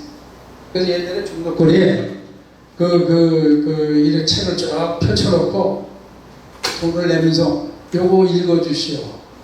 그럼 이제 돈을 받고 이 전기수가 읽어줍니다. 각서라고 하면서 쭉 나가요. 그래서 중요한 대목이 가서는 딱 덮어. 그러면 궁금할 거 아니에요. 그럼 돈을 더 내. 이렇게 하면서 마치 연속극에 1회, 2회, 3회 연속에 나가듯이 옛날도 그렇게 했어요. 이 얘기가 책이 길면 다 나옵니다.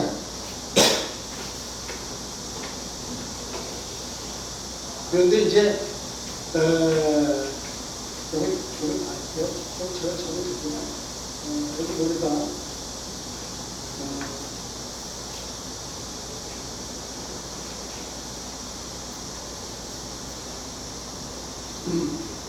자, 그래서 옛날 소설을 보시면요, 연료춘영 수절가라고 하는데 보면은 처음 시작이 어떻게 되느냐, 숙종대왕 즉위초에 이때 전라도 남원부에 월매라고 하는 기생이 있을 때 삼남의 명기로서 일찍 퇴기하여 성가하는 양반을 데리고 세월을 보냈대. 이렇게 시작합니다. 습종대왕 주기초에 전라도 남한 지명도 있고 어느 시작이 있어요. 말하자면 소설이라 하더라도 단순히 꾸민 얘기가 아니라 어느 정도 사실에 근거한 것이다라고 하는 감을 느끼게 해준다는 거예요. 무슨 소리냐면 소설이지만 역사를 가져가면서 시작을 했다는 얘기입니다. 자, 또 완판벌 홍길동전에 보시면요, 조선국 세종대왕 제기 15년에 홍원밖에 한 재상이 있을 때 성운홍이며 명문인이 하면서 시작합니다. 여기는 세종대왕 주기 15년이라고 하죠. 정확히 못 봤어요. 사실 여기서 홍길동전 맨 앞에 보시면 어떻게 돼요? 홍길동의 아버지가 꿈을 꿨어요. 용 꿈을 꿨습니다. 용이 막 들어오는 꿈을 꿨습니다. 너무 좋거든요. 그러니까 이제 아빠가 가서 부인한테 합방 맞아라. 대낮에 이 무슨 해변 망치간 짓이야. 면박을 한번 쭉 해놨어요. 꿈이 너무 좋은 거야. 용 꿈이야. 소용없어. 그래가지고 그냥 인상 찍으려고 앉아있는데 시비, 춘성이라는 시비, 여종이 다담사. 말하자면 이게 차하고 뭐 먹을 거리 한다는 걸 차 다담사 이걸 들어오니까 우리 평소에 예뻐서 그날따라 예뻐 보이는 거예요. 배를 들고 이부자리에 들어가는 거예요. 그래서 나오면 홍길동이에요. 그러니까 본부인이 아니었기 때문에 당연히 좋은 연애이기 때문에 서울이 되는 거죠. 그러니까 똑똑했어도 차별대화를 받는 거예요. 제사 지낼 때도 한 단계 아래에 치지도 않고 바로 꽃으로 없고. 그래서 홍길동이 그 능력이 있고 재주가 있음에도 불구하고 호구형을 하지 못하고 그런 서울 차별을 극복하기 위해서 거기에는 의족이 하신 혈기문화를 모셔가지고 굉장히 중격수를 해가지고 전국을 아주 교란했습니다. 그리고 이상향이라는 떡을 만들어서 가서 거기 같이 살아요. 그렇게 마치는 모습입니다. 그러니까 이것이 바로 그 당시의 제도. 그러니까 사실은 이 선배들이라는 사람들은 자기들은 그 서울들, 말하자면 양반이 아닌 그 이런 종년이나 이런 그 여자들을 취해서 자기 새끼들을 양산을 했지만은 자기들이 앞장서서 그렇게 해서 나오는 애들의 앞뒤를 막았던 사람들이에요. 어떻게 보면 요즘은 논리적으로 큰 모습이죠. 왜? 근데 이유가 있습니다. 그것도 왜 이유가 있느냐? 그나마 그 아버지가 살아있을 때 상관없어요. 근데 아버지가 죽고 엄마누나 자식이 별 볼일 없고 서울 애들이 오히려 똑똑하고 이름은 뒤집어져요. 그 사람들은 그런 전통, 그런 질서가 그게 제일 무서웠던 겁니다. 그거를 이제 애초에 방지하기 위해서 말하자면 그렇게 한 거예요. 그런데 그 피해가 엄청나게 많았던 거죠. 아까 신청전에도 보면은 송나라 말년에 황주 도화동에 한 사람이 있을 때 성은 심이요 명은 학구로 심합니다. 우리나라 소설이 대부분 사실은 중국을 배경으로 하고 있다는 점하고 저자가 별로 없어요. 이게 지금 홍길동전도 사실은 허균의 홍길동전이라고 얘기하지만 문서에 정확히 허균의 홍길동을 지었다는 건 없어요. 다만 추정인데 거의 100% 맞을 것이다 이렇게 합니다. 그리고 한글로 지은 거에 대해서는 말하자면 한시와 같은 품격 있는가 그 아주 문장이 아닌 것들은 시조나 가사 같은 거는 거기다 자기 이름을 붙이지 않았어요. 그만큼 굉장히 나중에 논계가 의기라고 하는 뜻의자, 옳을 의자를 붙였지만은 그 논계의 역사적인 이야기는 왕조실록에도 없고 삼각행수에도 없어요. 왜? 천한 사람. 그래서 열자를 붙일 수가 없어요. 매울 열자 또는 고들정자 붙일 수가 없어요. 여자한테. 이거를 일반 부녀자에게 붙이는 거예요. 한 남편을 섬기는 기세는 뭐예요? 일반 여러 남자를 상대하잖아요. 어디 무슨 기생이. 그래서 결국에는 1721년인가에 오늘 의자를 붙여요. 의기로운 일. 비록 기생이지만 의로운 일을 했다. 그래서 의기 농기가 됩니다. 어떻게 보면 참 근데 사실은 전쟁을 치르고 나면 세상이 바뀌어요. 왜? 이제까지 영어라 하는 놈들이 먼저 도망가고 진짜 밑에 하층 그 노비 이런 놈들 와서 죽다가 하고 지키고 그러니까 세상이 바뀌고 그때마다 아 이것이 아니구나. 그래서 그때마다 인식이 달라지게 돼요. 그런데 평상시에는 그렇지 않죠. 그래서 이제 그런 모습 때문에 맞아 옛날 그 소설들이 갖고 있는 그 한계도 있지만은 또 거기에서 시대에 역행하는, 시대에 반항하는 그런 것이 일반 서민들에게 상당히 통쾌하게 또는 상당히 내일같이 느꼈을 가능성이 많이 있죠. 대리만족을 많이 하는 거죠. 그런데 그 여기 보시면은 자, 이 허균에 대해서는 심지어 나중에 영모죄를 죽었기 때문에 영모죄를 죽은 사람은 시체도 거둘 수가 없어요. 그 정도로 아주 무섭습니다. 그래서 양천호 씨가 이 집안도 아주 다스는 아버지서부터 오빠 둘, 남동생 허균, 그리고 이 누이, 허균의 누나가 허난서른이죠. 5명이 조선에서의 대부자가들이었어요. 아주 천재적인 집안이었는데 그만 영모죄로 해서 아주 양천호 씨 멸문죄를 당했죠. 그래서 여기 보시면 광해군 1부에 보시면은 이런 얘기가 나와요. 허균을 어떻게 했느냐? 허균을 천지간 일괴물이라고 표현했습니다. 그래 그가 일생에 해온 일을 보면 악이라는 악은 모두 갖춰져 있습니다. 그럼 그 얘기하고 스승 이달도 서울 출신이고 홍판서와 시비였던 춘성 사이에서 길동에 나왔어요. 그래서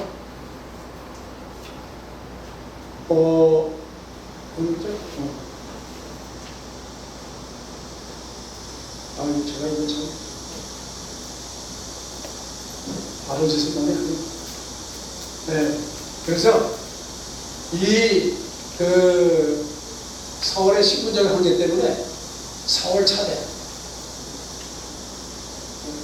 서울을 차별해요.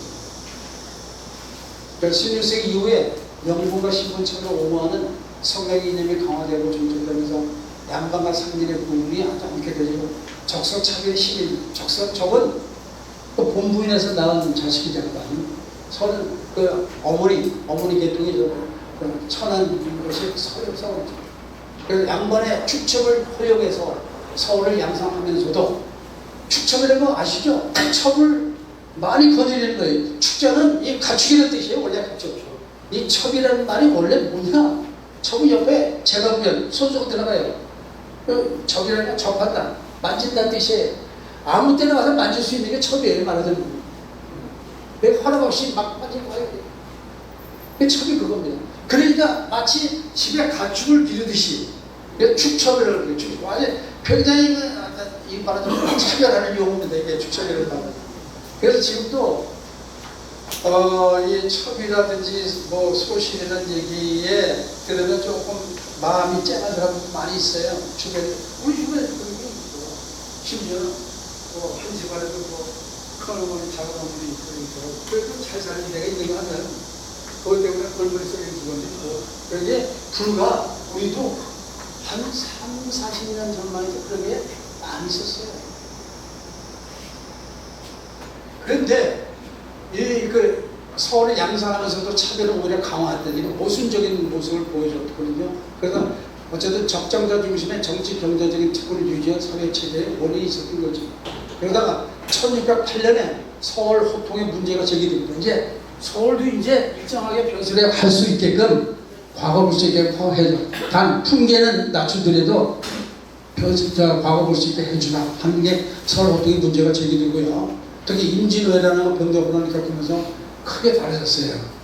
실제 큰 소리 치던 놈, 평소에 큰 소리 치던 놈들은 다 도망가 버리고 그야말로 이런 양반이 아닌 일반인들 무슨 이런 그 종들이 오히려 더 지켜주는 거였습니다.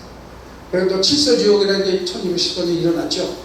광해군 5년에 서인의 영수였던 박순의 서자 박응서 그 7명의 서자가 조령 세제에서 은상을 살해하면서 은 700냥 강탈했는데 그 이유가 뭐냐? 영무 자금으로 삼기위해서 했다. 그래가지고 발칵 주입했습니다. 이제. 그래서 그때부터 명청대군의 외조부인 그 김진아, 그의 딸 임목대비, 임목왕후, 그가 낳은 그 명청대군 다 활을 당하고 서인이 몰락하게 됩니다. 그 당시 이제 북인의 지금 북인의 반대된 서인이 몰락하면서 1777년에 서울 호통 절목을 비로소 반포하면서 서울도 일정하게 과거 벗어 나갈 수 있는 길이 열렸어요. 그렇게 보면은 저기 누구죠? 호균의 홍길동전에서 제시했던 서울 차대 문제가 약 200년 가까이 세월이 흐른 후에 현실화 됩니다. 그래서 정조 1년에 이렇게 되고요. 서울대 건축 기준이 공식적으로 허용이 됐죠. 그래 유명한 우리가 아는 박재가 이동무 서희조 같은 사람은 규정하게 검소관으로 발탁이 돼서 이제 활동을 해요. 정조에 아주 큰 역할을 했던 골프 역할을 했죠. 그럼 아까 얘기했던 성현 같은 사람도 아버지를 성대중을 이어서 그렇게 이제 크게 나가는 활약을 했던 사람입니다. 자, 지금 이제 지금부터는 이제 여기 옥류목 얘기 좀 하겠습니다. 사실은 현재 작가는 19세기의 남영로라고 얘기를 합니다. 그러니까 지금부터 약 180년 전이라고 보면 돼요. 이걸 이제 기록에서 나온 거에 의해서 나온 겁니다. 그런데 북한의 학자들은 아니야. 이 옥류목은 그에 앞서 그의 5대 선조이신 약천 남구만이 원작자의 가능성이 많다. 북한 학자들은 그렇게 주장해요. 그것도 상당히 또 그것도 그럴듯합니다. 다만 원작자라는 말에 주의해야 돼요. 원작자. 말하자면 직접 지었던 것이 잃어버릴 수도 있고 그의 어떤 행적을 그대로 모방해서 지을 수도 있고 왜 그러냐면은 자꾸 나타난 문장이라든지 그 사건들이 그가 겪었던 일하고 상당히 유사해요. 여러분 알죠? 그 약천 남구만 유명하시죠? 동창에 발간되냐 노고질이 우지진다. 제나무 소치는 아이놈은 상기안이 일어나냐 제나무 사례 김밥들을 언제 갈려하느니 그 작자가 바로 남구만인데 이 남구만의 5대 손의 남구가 이건 기록에는 나옵니다. 자, 그래서 어쨌든 이게 남구만의 이제 그 5대 손인 남영로의 작품이다라고 보고요. 또 남영로가 그 살던 시대가 바로 이수화대 순종, 이수화대 헌정, 이수화대 철종 요 시기입니다. 이때가 가장 물러났던 시대예요. 세대종 지서부터 모든 과거 제도나 이런 게 아주 험악한 시대를 살았던 그런 모습이에요. 그래서 옥류목에 보면은 당시의 현실을 비판하는 상수에 보면은 이렇게 해서 나를 개혁해야 된다라고 하는 상소문이 아주 논리 정연하게 나옵니다.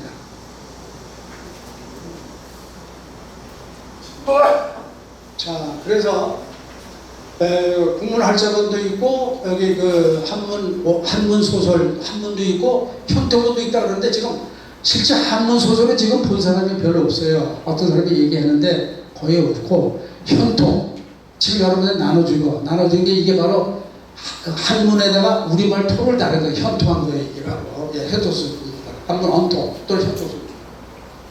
그런데 이 국문 소설은요 읽어봐야 모릅니다. 혹시 거기 보시는 분 제가 맨 앞에 한번 보세요. 거기 지금 나눠준 거 맨 앞에 보시면 거기 왼쪽에 11쪽 거기 지 모친 종족하여라고 나올 거예요. 보셨나요? 지 모친. 거기서부터 제가 두 번째 왼쪽에 가시면은 중국 문물이론이까지 상단에 원견 중국 문물이론이까지 그거를 제가 국문본에서 어떻게 했는가 제가 한번 읽어드릴 테니까 눈 보세요. 자, 모친의 종족을 찾고자 하야 맨 앞에 욕자 할 욕자가 있어요. 하여금 욕자 그거 하나 빠진 겁니다. 모친의 종족을 찾고자 하야 남중산천을 평답하되 해석하기가 더 어려워요. 이게 무슨 소리냐? 별도의 해석, 또 한문을 좀 알아야 된다든지 별도의 여기에 대한 설명이 없지 않은 부분은 국문본이 한문을 쓰여서 쉬울 것 같지만 실제 그렇지 않습니다.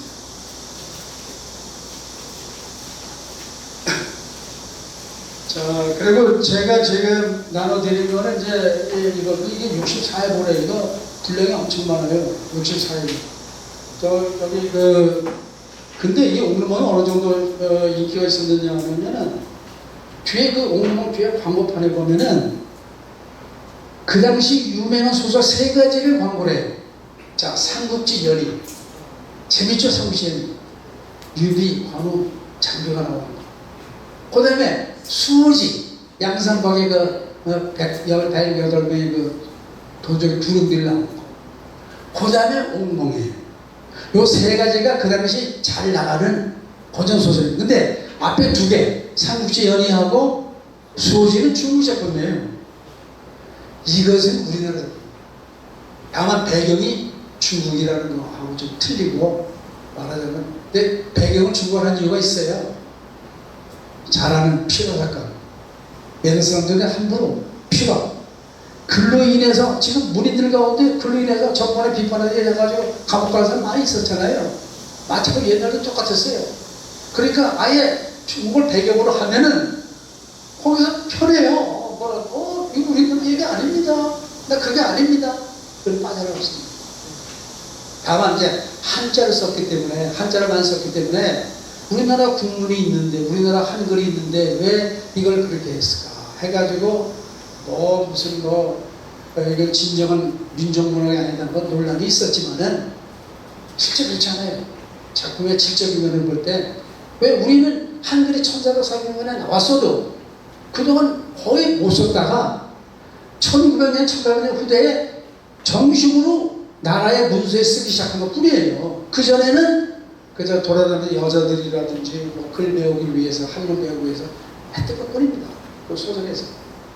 그러면서 보면은 표기 수단이 한글이 아니고 한자라는 점, 배경이 중국이라는 점이 민족문학의 가치를 떨어뜨리는 비판도 있지만은 그건 사실은 별거 아니에요. 여러분 잘 아는 그 리차드 김이라는 김은국 씨가 미국에서 영어로 소설 썼어요. 그가 쓴 한국 사람이고 여기다가 미국 건너갔지만은 그는 영어로 썼어요. 그 사람의 작품, 그 사람 노벨 후보로 몇 번 올라갔어요. 그렇다고 해서 그 사람의 그 영어로 된 작품은 한국 문학이 아니다 얘기는 할 수 없어요. 거기에는 한국적인 배경도 있고. 그래서 언젠가 한 번은 그의 작품 가운데 로스트 네임즈라는 게 있었어요. 잃어버린 이름. 근데 이거를 번역할 때 2가지를 했어요. 하나는 단에서는 잃어버린 이름, 하나는 빼앗긴 이름. 자, 둘 차이는 물론 있어요. 잃어버렸다는 거는 나한테도 좀 잘못이 있다는 얘기입니다. 빼앗기 때문에 나는 괜찮은데 누가 가게 훔쳤다. 지금 이거 여러분들 컴퓨터 쳐보시면은 일제시대 쳐보시면 당장 튕겨가 강점시대 탁 나올 거예요. 그 뭐냐? 같은 말이지만 조금 틀리죠. 그리고 사실은 어떻게 보면 굳이 그렇게까지 할 필요가 있나 할 정도인데, 그래도 중요한 건 우리나라 역사에 남의 나라에게 국권을 빼앗겼음에도 불구하고 빼앗긴 뒤에 그 왜 뺏겼냐에 대한 반성문이 없어요. 아직까지 백서가 없습니다. 우리가 이렇게 해서 빼앗겼다라고 하는 거, 그런 건 아직 없어요. 그래서 이제 김은국 씨, 리차드 김만 해도 그 표기 수단을 가지고 과연 그 사람이 한국 사람인데 그걸 영문학이라고 할 수 있느냐, 한국문학이라고 할 수 있느냐 논란이 많았습니다. 자, 그리고 옥루몽으로 된 거 국문도 있어요. 여기 제가 4권이 있습니다. 이거 우리가 요새 보는 건 세청성원에서 한 건데 64회분.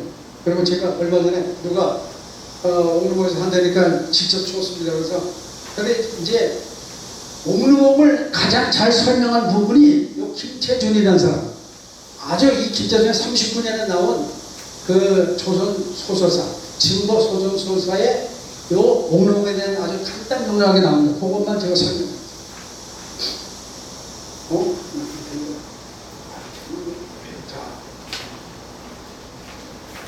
보시면 요거 이제 이러면 이제 이렇게 나오는 거다 그 필사본으로 나오는 거죠. 표본이 아니고. 자, 이렇게 거기에 표시됐어요. 그러나 옥루몽은 그 체제와 구상이 도리어 구운몽을 병탄하고, 병탄은 구운몽을 압도했다는 얘기. 구운몽을 다 갖고 더 나가, 병탄은. 오히려 구운몽보다 나가. 사실 분량으로 봐도 구운몽의 3배예요. 구운몽은 거기에는 처척 간의 갈등은 별로 없어요. 거기에는 그 불교적인 그런 얘기가 깨달으면 소설이지만은 없습니다. 오히려 사시남정기가 아주 처절해요. 참 그거 보면은 눈물 나고 본부에 당하는 그 수모라는 거는 말할 수 없어요. 사실은 그것도 사실을 애가 없어 들여가지고 오히려 그 본부인이 여자 하나를 들여서 애를 낳아야 된다 하고 했는데 결국에는 그 은혜도 모르고 나중에는 내 쪽으로 그렇게 하죠. 그래서 여기 보면 그래서 어쨌든 몽자 소설을 집대성한 느낌이 있으니 자, 구몽보다도 3배나 구장이 많을 뿐 아니라 여기서 특히 재밌는 거는 이 본부인들 2사람하고 3명의 소신들의 관계가 참 대단해요. 물론 한 사람을 죽이기 위해서 굉장히 애를 쓰는 면도 있어요. 그런데 나머지 사람들은 지혜를 발휘해가지고 다 잘 받들어 모시면서 다 챙길 거 챙기면서 가정 화목을 위해서 애를 쓰는 그런 게 참 나옵니다. 그래서 여기 보시면은 몽적 소설을 집대성한 느낌이 있으니 이게 이제 옥루몽이 그렇다는 얘기입니다. 양원수, 이게 주인공이죠. 양천곡이라고 하는 주인공입니다. 양원수를 위유하고 둘러싸고 있는 강남몽이라는 이게 바로 소실 중에 이제 우두머리 소실입니다. 말하자면 이 사람이 이제 유명한 장수도 되고 유명한 뭐랄까 아주 쌍검 말하자면 그 부영검이라는 쌍검의 명수예요. 이 사람이 강남홍하고 벽성산 요거 이제 요것도 기생 출신입니다. 다 강남의 유명한 기생 출신입니다. 일지련이 바로 동남아시아 저 남만의 왕 추경왕의 딸인데 처음에는 요 강남홍이를 좋아해서 따라왔는데 강남홍이 여자인 걸 알고 나서부터는 아니다 해가지고 양천고기를 좋아하게 돼서 결국 3번째 소리를 들어오게 된 겁니다. 그래서 일지연 중에 사람을 쏘는 듯한 매력과 천하를 경영코자 하는 재지가 적경홍과 요거는 이제 저기 이른바 구운몽에 나오는 그 얘기들이죠. 주인공들이 적경홍과 개성어의 유와 동일한 논할 것이 아니라 동일한 것은 같은 선생에 놓고 비교할 대상이 아니다 이겁니다. 또 애인을 위하여 죽기를 사용하지 않는 열정과 이게 바로 누구냐면 강남홍이라든지 벽성선이라든지 일지연이 그래요. 목숨을 내걸고 양천곡을 살릴 뿐 아니라 나를 구하는 그런 일을 하게 됩니다. 뿐 아니라 국가를 위하여 만군 중에 뛰어드는 용기와 왜냐하면 양천곡이 처음에는 자기 소신인 강남홍이가 포위된 걸 알고 구하러 가요. 그 구하러 가가지고 나중에는 오히려 이 여자가 많이 무찌르니까 이 양천곡에 놔두고 이 사람들이 몰려들어. 그러니까 오히려 양천곡이 풀려나. 그만큼 자기 목숨을 던지면서 자기 남편을 구하려고 하는 모습이 나옵니다. 그래서 애인을 위해 죽기를 사익치 않는 열정과 국가를 위하여 만군 중에 뛰어드는 용기와 또 가시를 화합시키는 가정을 화목하게 하는 지혜 모두 순면 성격을 함께 가지고 있는 여성 묘사에 성공하였다. 이게 바로 39년도 거의 지금부터 80여 년 전에 저기 평이에요. 근데 저 사람은 정확히 읽는 거예요. 그게 이제 지금 우리가 공부하는 구운몽의 모습입니다.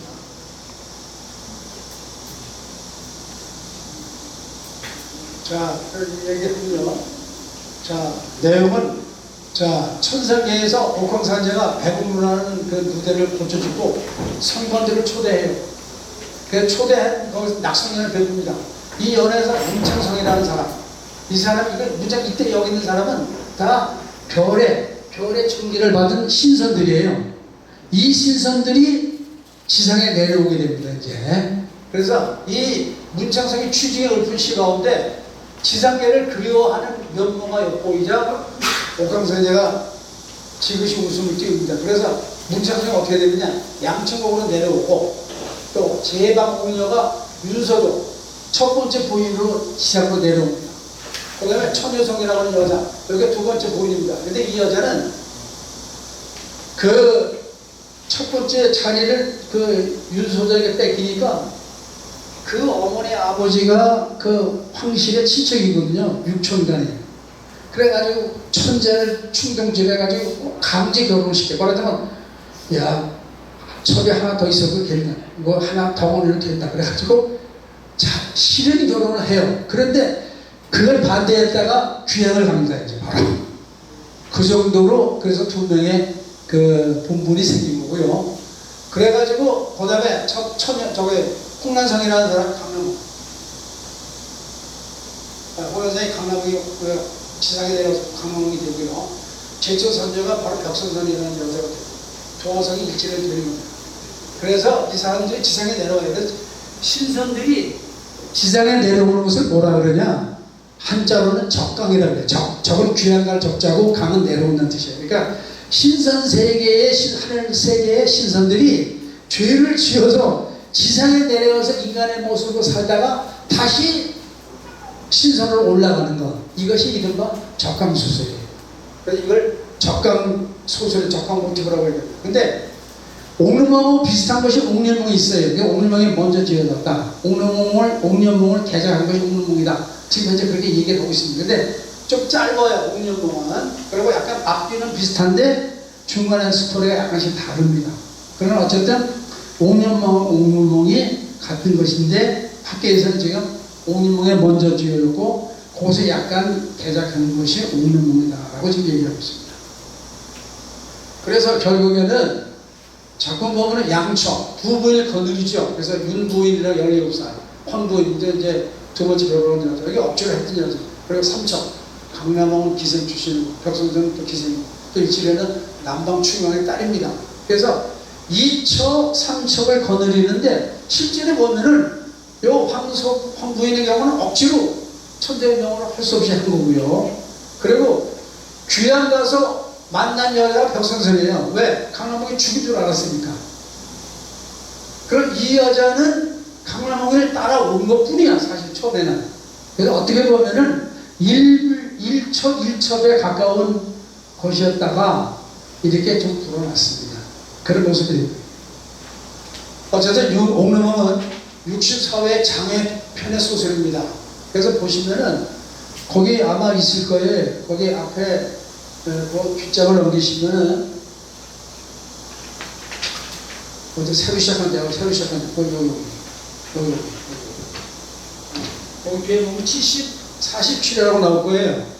47회 뒷장을 47회 나오니까 47회 밑에 보시면은 줄거리를 요약한 두 가지가 있어요. 이걸 갖다 앞에 부분을 전반부의 줄거리 요약한 것이라고 일치. 그다음 두 번째 뒤에 있는 것이 말하자면 이치라서 후반부의 줄거리를 요약하는 거예요. 소제목이죠. 이게 바로 장애처 소설에 다 이런 식으로 나옵니다. 거기 보면은 동마양장 쌍취 청옥이라 동초와 마달 두 장수가 서로 소청과 연옥이라는 두 여자를 아내로 맞이한다. 이렇게 해서 전반부의 얘기를 요 얘기로 요약한 거예요. 이런 식으로 이제 각 매회 시작할 때마다 앞부분에 일치기라 그래서 전반부 요약 줄거리가 나오고 두 번째 후반부의 줄거리가 나옵니다. 그래서 이 책에 보면은 긴 거는요 15면까지 가. 15면. 이걸 보통 저희가 이걸 이제 강도가 어떻게 하느냐, 말하자면 이렇게 먼저 읽고 그 다음에 번역하고 그 다음에 설명을 해줍니다. 해설. 그러면은 한 면을 하는데 보통 30분에서 35분 걸려요. 자, 그러면은 보통 우리가 100분, 문학원에서 이제 50분짜리 두 개니까 100분이거든요. 100분 할 때 되면은 2면 반이면은 충분해요. 근데 15면이 있다고 하면 어떻게 되겠습니까? 5번을, 한 회가 5번. 해야 될 정도의 분량이라는 거예요. 그래서 지금은 물론 짧은 시간에 하기 때문에 핵심 줄거리, 중요한 줄거리만 체크해가지고 제가 일주일 전에 한 4-5장의 프린트를 나눠줘요. 그래서 요거 다음 회에 볼 건데 거기에 중요한 고소성어라든지 한문 있습니다 하고 제가 설명도 해주고, 그리고 다음에는 어디를 합니다 하고 대석부터 제가 찍어줘요. 그럼 보고 거기다 다 읽으면 좋은데 다 읽어오지 못할 바에는 거기에다 보고 읽어오시면 수업하는데 지장이 없다 이렇게 하는 거예요. 자, 그래서 조선어가 가장 많은 인기를 모은 소설가가 하나입니다. 아까 얘기했죠. 샘묵지연이 수호지와 함께 이것이 아주 광고로 많이 나옵니다. 영웅적인 주인공이 양측의 일대기를 중심으로 해서 우국, 나라를 걱정하는 또는 군당, 군사들의 전쟁 이야기 또는 애정, 남녀의 애정을 담은 영웅소설 또는 연애소설 또는 몽환, 몽자로 몽자로 소설에서 몽자로 몽환 소설이고 여걸소설, 여자를 주인공으로 했을 때 보면은 강남홍이는 대단한 사람이거든요. 아주 대단한 장수의 모습을 나타냅니다.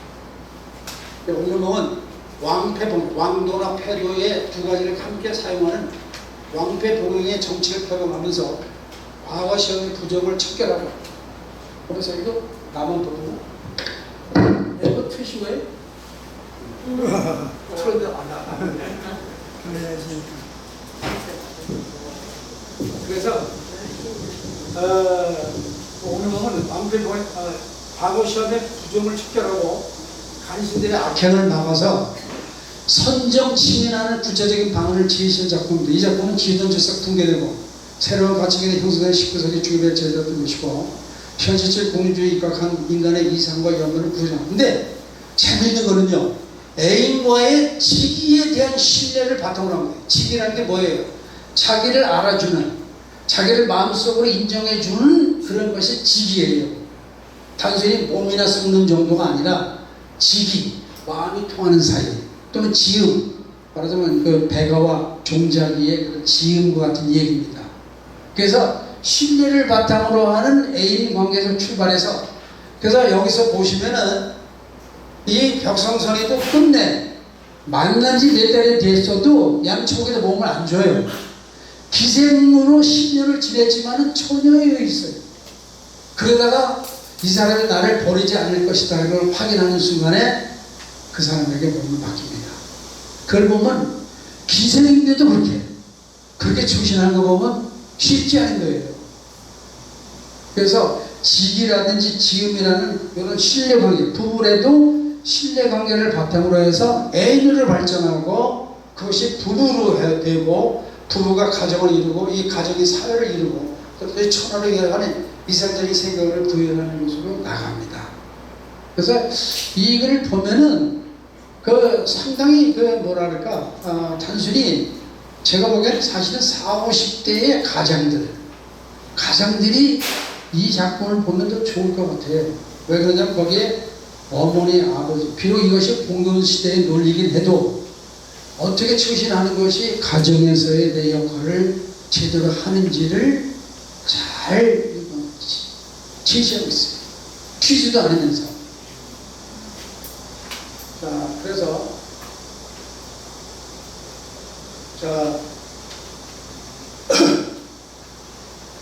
한문 현토부 지금 우리가 보는 게 그거고요. 배경이 중국이라고 하는 거고, 한자 표기가 배경이 중국이라는 거와 한자 표기가 민족문학에서 결정이다 이렇게 지적하는 분들이 많이 있었어요. 근데 이건 지금은 거의 없어요. 지금은 오히려 왜 이걸 안 읽었을까? 이유는 간단해요.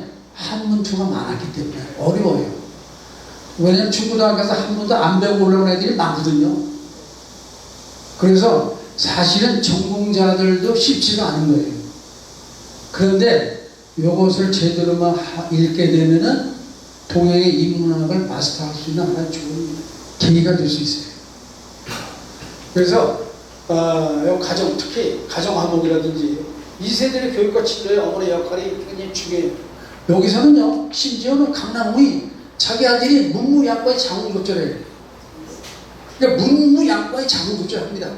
그리고 저기 내란이 일어났을 때 누구를 보내야 되느냐 하는데 과거는 아버지가 했거든요. 양충고가. 근데 아버지는 이미 나이 들고 여러 번 할 수가 없다. 그래가지고 아들이 자원을 하는데 자원하기 전에 어머니가 자기 아들을 추천합니다.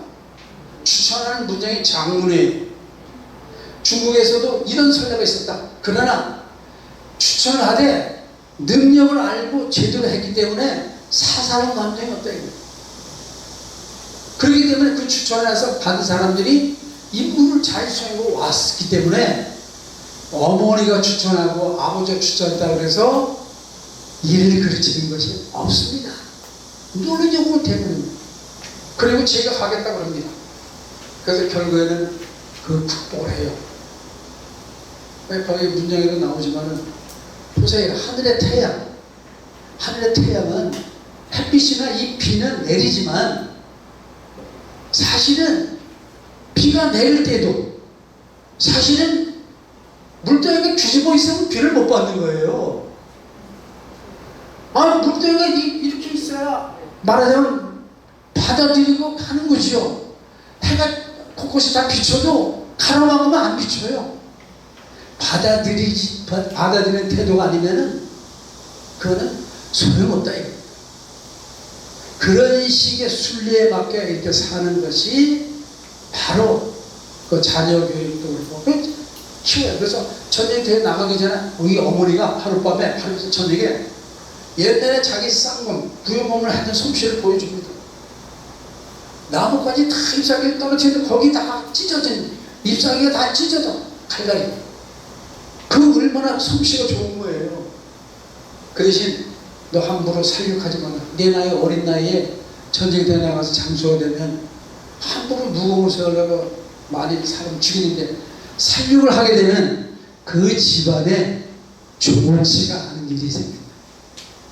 그러니까 덕으로 강화시켜서 하려고 해야지 함부로 죽일 생각하면 안 된다. 이 애미의 말을 명심하라. 그래서 전쟁터 보냅니다. 그런 걸 보면은 자식들에 대한 것도 잘 가르치고 분명히 하지만 초심을 부모로서 정확히 하는 그 모습이 합니다. 대단해요. 얘기를 해요. 그래서 여러분 자 그래서 마지막에 보시면요. 자 창피한 부모의 세력이 된 창피하면서도 친밀한 구성 그 현실 개혁을 위한 논리가 정연해요. 아니 문장이 그래서 저도 빠진 거예요. 문장이 참 논리 정연해요. 명문장입니다. 그리고 이 개성적인 인물 묘사에 성공했어요. 벽성선이나 일지련이나 요 양천곡이나 윤부인 여기 황부인 다 그 아주 뚜렷하면서도 그 아주 잘 개성이 아주 잘 성공했습니다. 그러니까 이렇게 긴 장편은요 읽어가면서 메모하지 않으면 잊어먹어요. 이게 누구더라? 이게 누구 아들이더라? 이게 그래서 그거를 잘 해서 메모해 나오면요 빠져들어가요. 이상입니다. 고맙습니다. 혹시 관심 있는 분들은 매주 목요일날 3시 반 문화원에서 4층에서 제가 감독회 7분하고 같이 하고 있습니다. 그러니까 오시면은 들을 수가 있습니다. 하셔야 돼요.